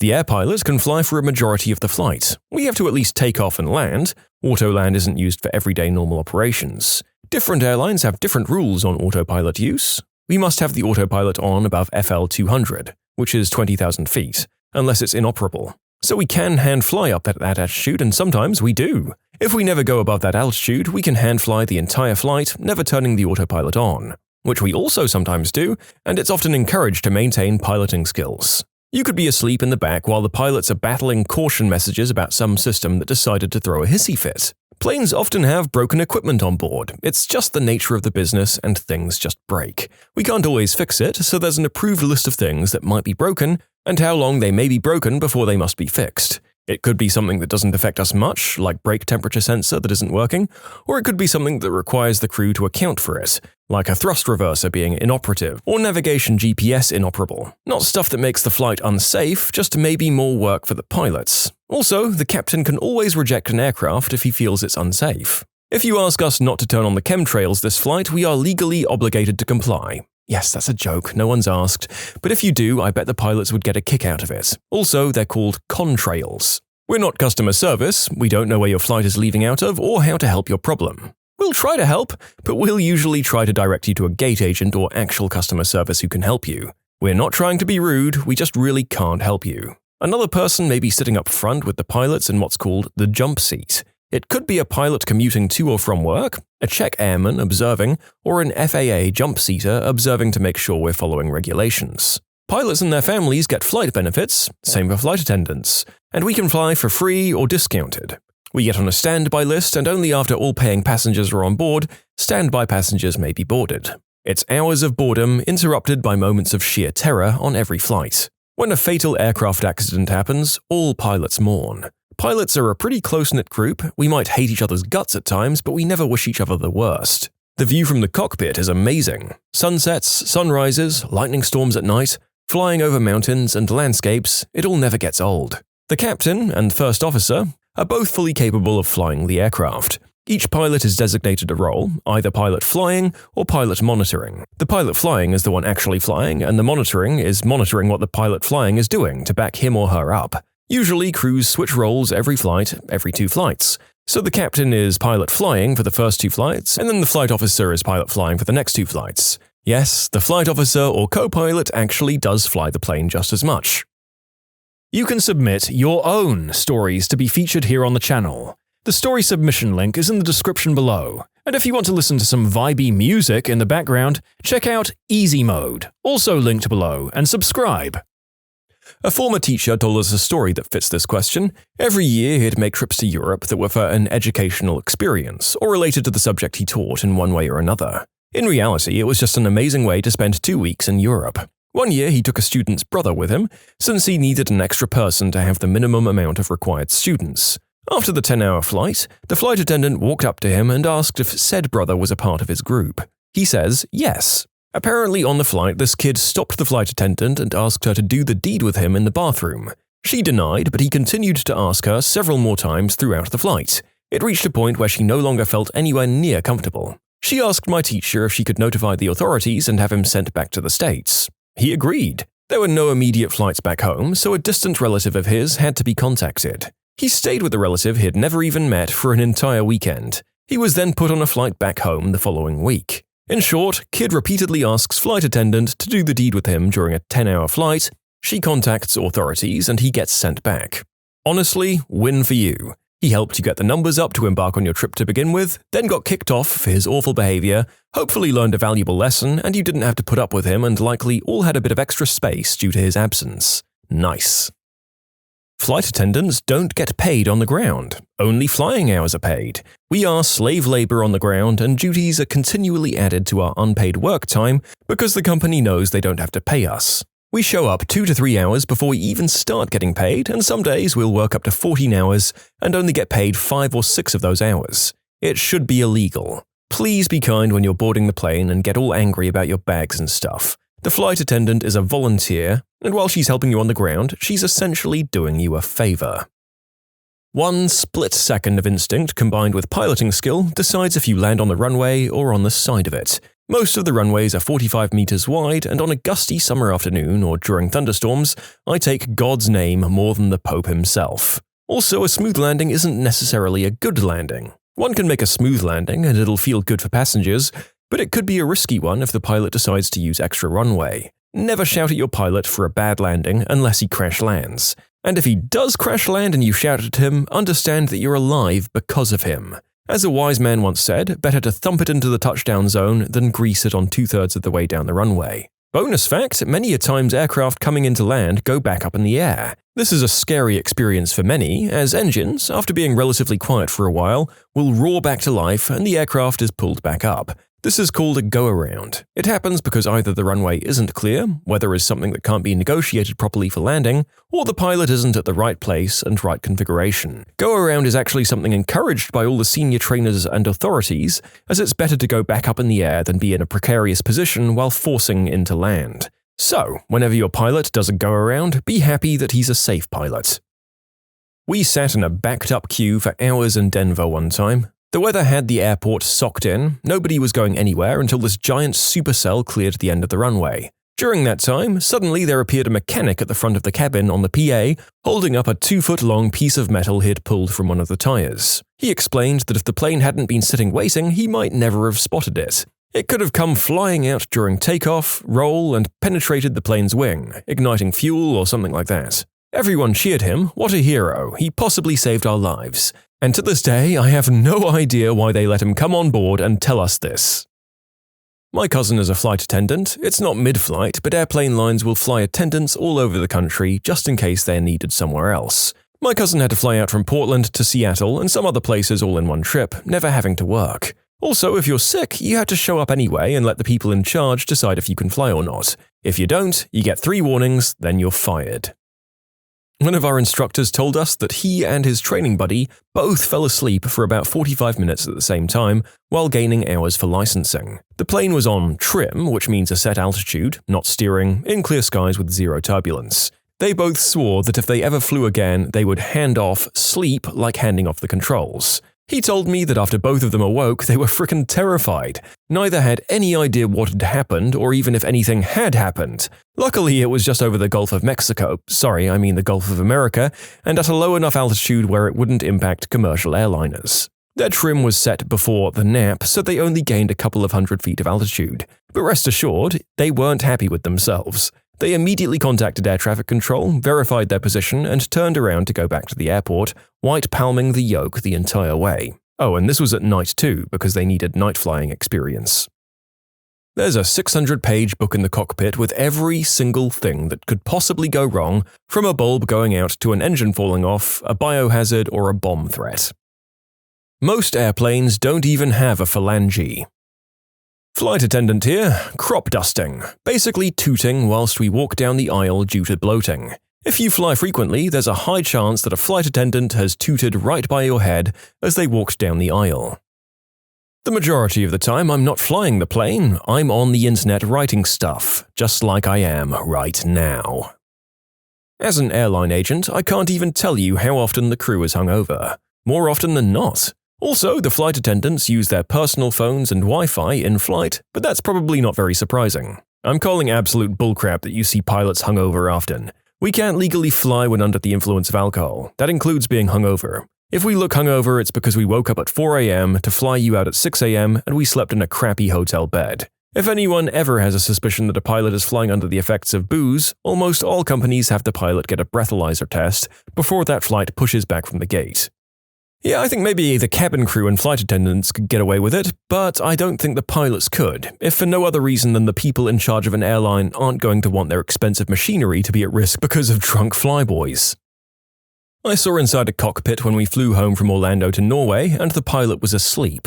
I kind of freaked out for a second, but the attendee said it's normal. It freaked me out too much. Then the second co-pilot waved at me and said hello in some other language. I'm not a pilot or flight attendant, but I have a good working relationship with my teacher and his friend who are a mechanic and pilot respectively. One such thing that happened was that he had to fix the navigation mid-flight. An uncle who was a BA first officer, a captain's errand boy as he put it, on Concorde. In 1987, North Atlantic just south of Greenland, 1140 IAS, 55,000 feet. Per military radars, a flight of Soviet fighters were practicing intercepts against it. The captain himself didn't know until they were informed on the ground. I'd have gone to flight level 62 and got IAS for at least 1200 if I'd known. Nobody short of an SR-71 could intercept that. Former flight attendant here, landing gear got stuck on descent. We flew in circles for ages, just waiting to find out if we needed to crash land or not. Luckily, the gear eventually came down, and the passengers never knew something was wrong. One time, I accidentally spilled coffee creamer on a bald guy's head while he was sleeping during service. Myself and everyone else around him silently agreed to say nothing. He looked as if a bird had pooped on his head. I still feel guilty about it. Oh, and never drink the coffee. I've never seen those machines cleaned.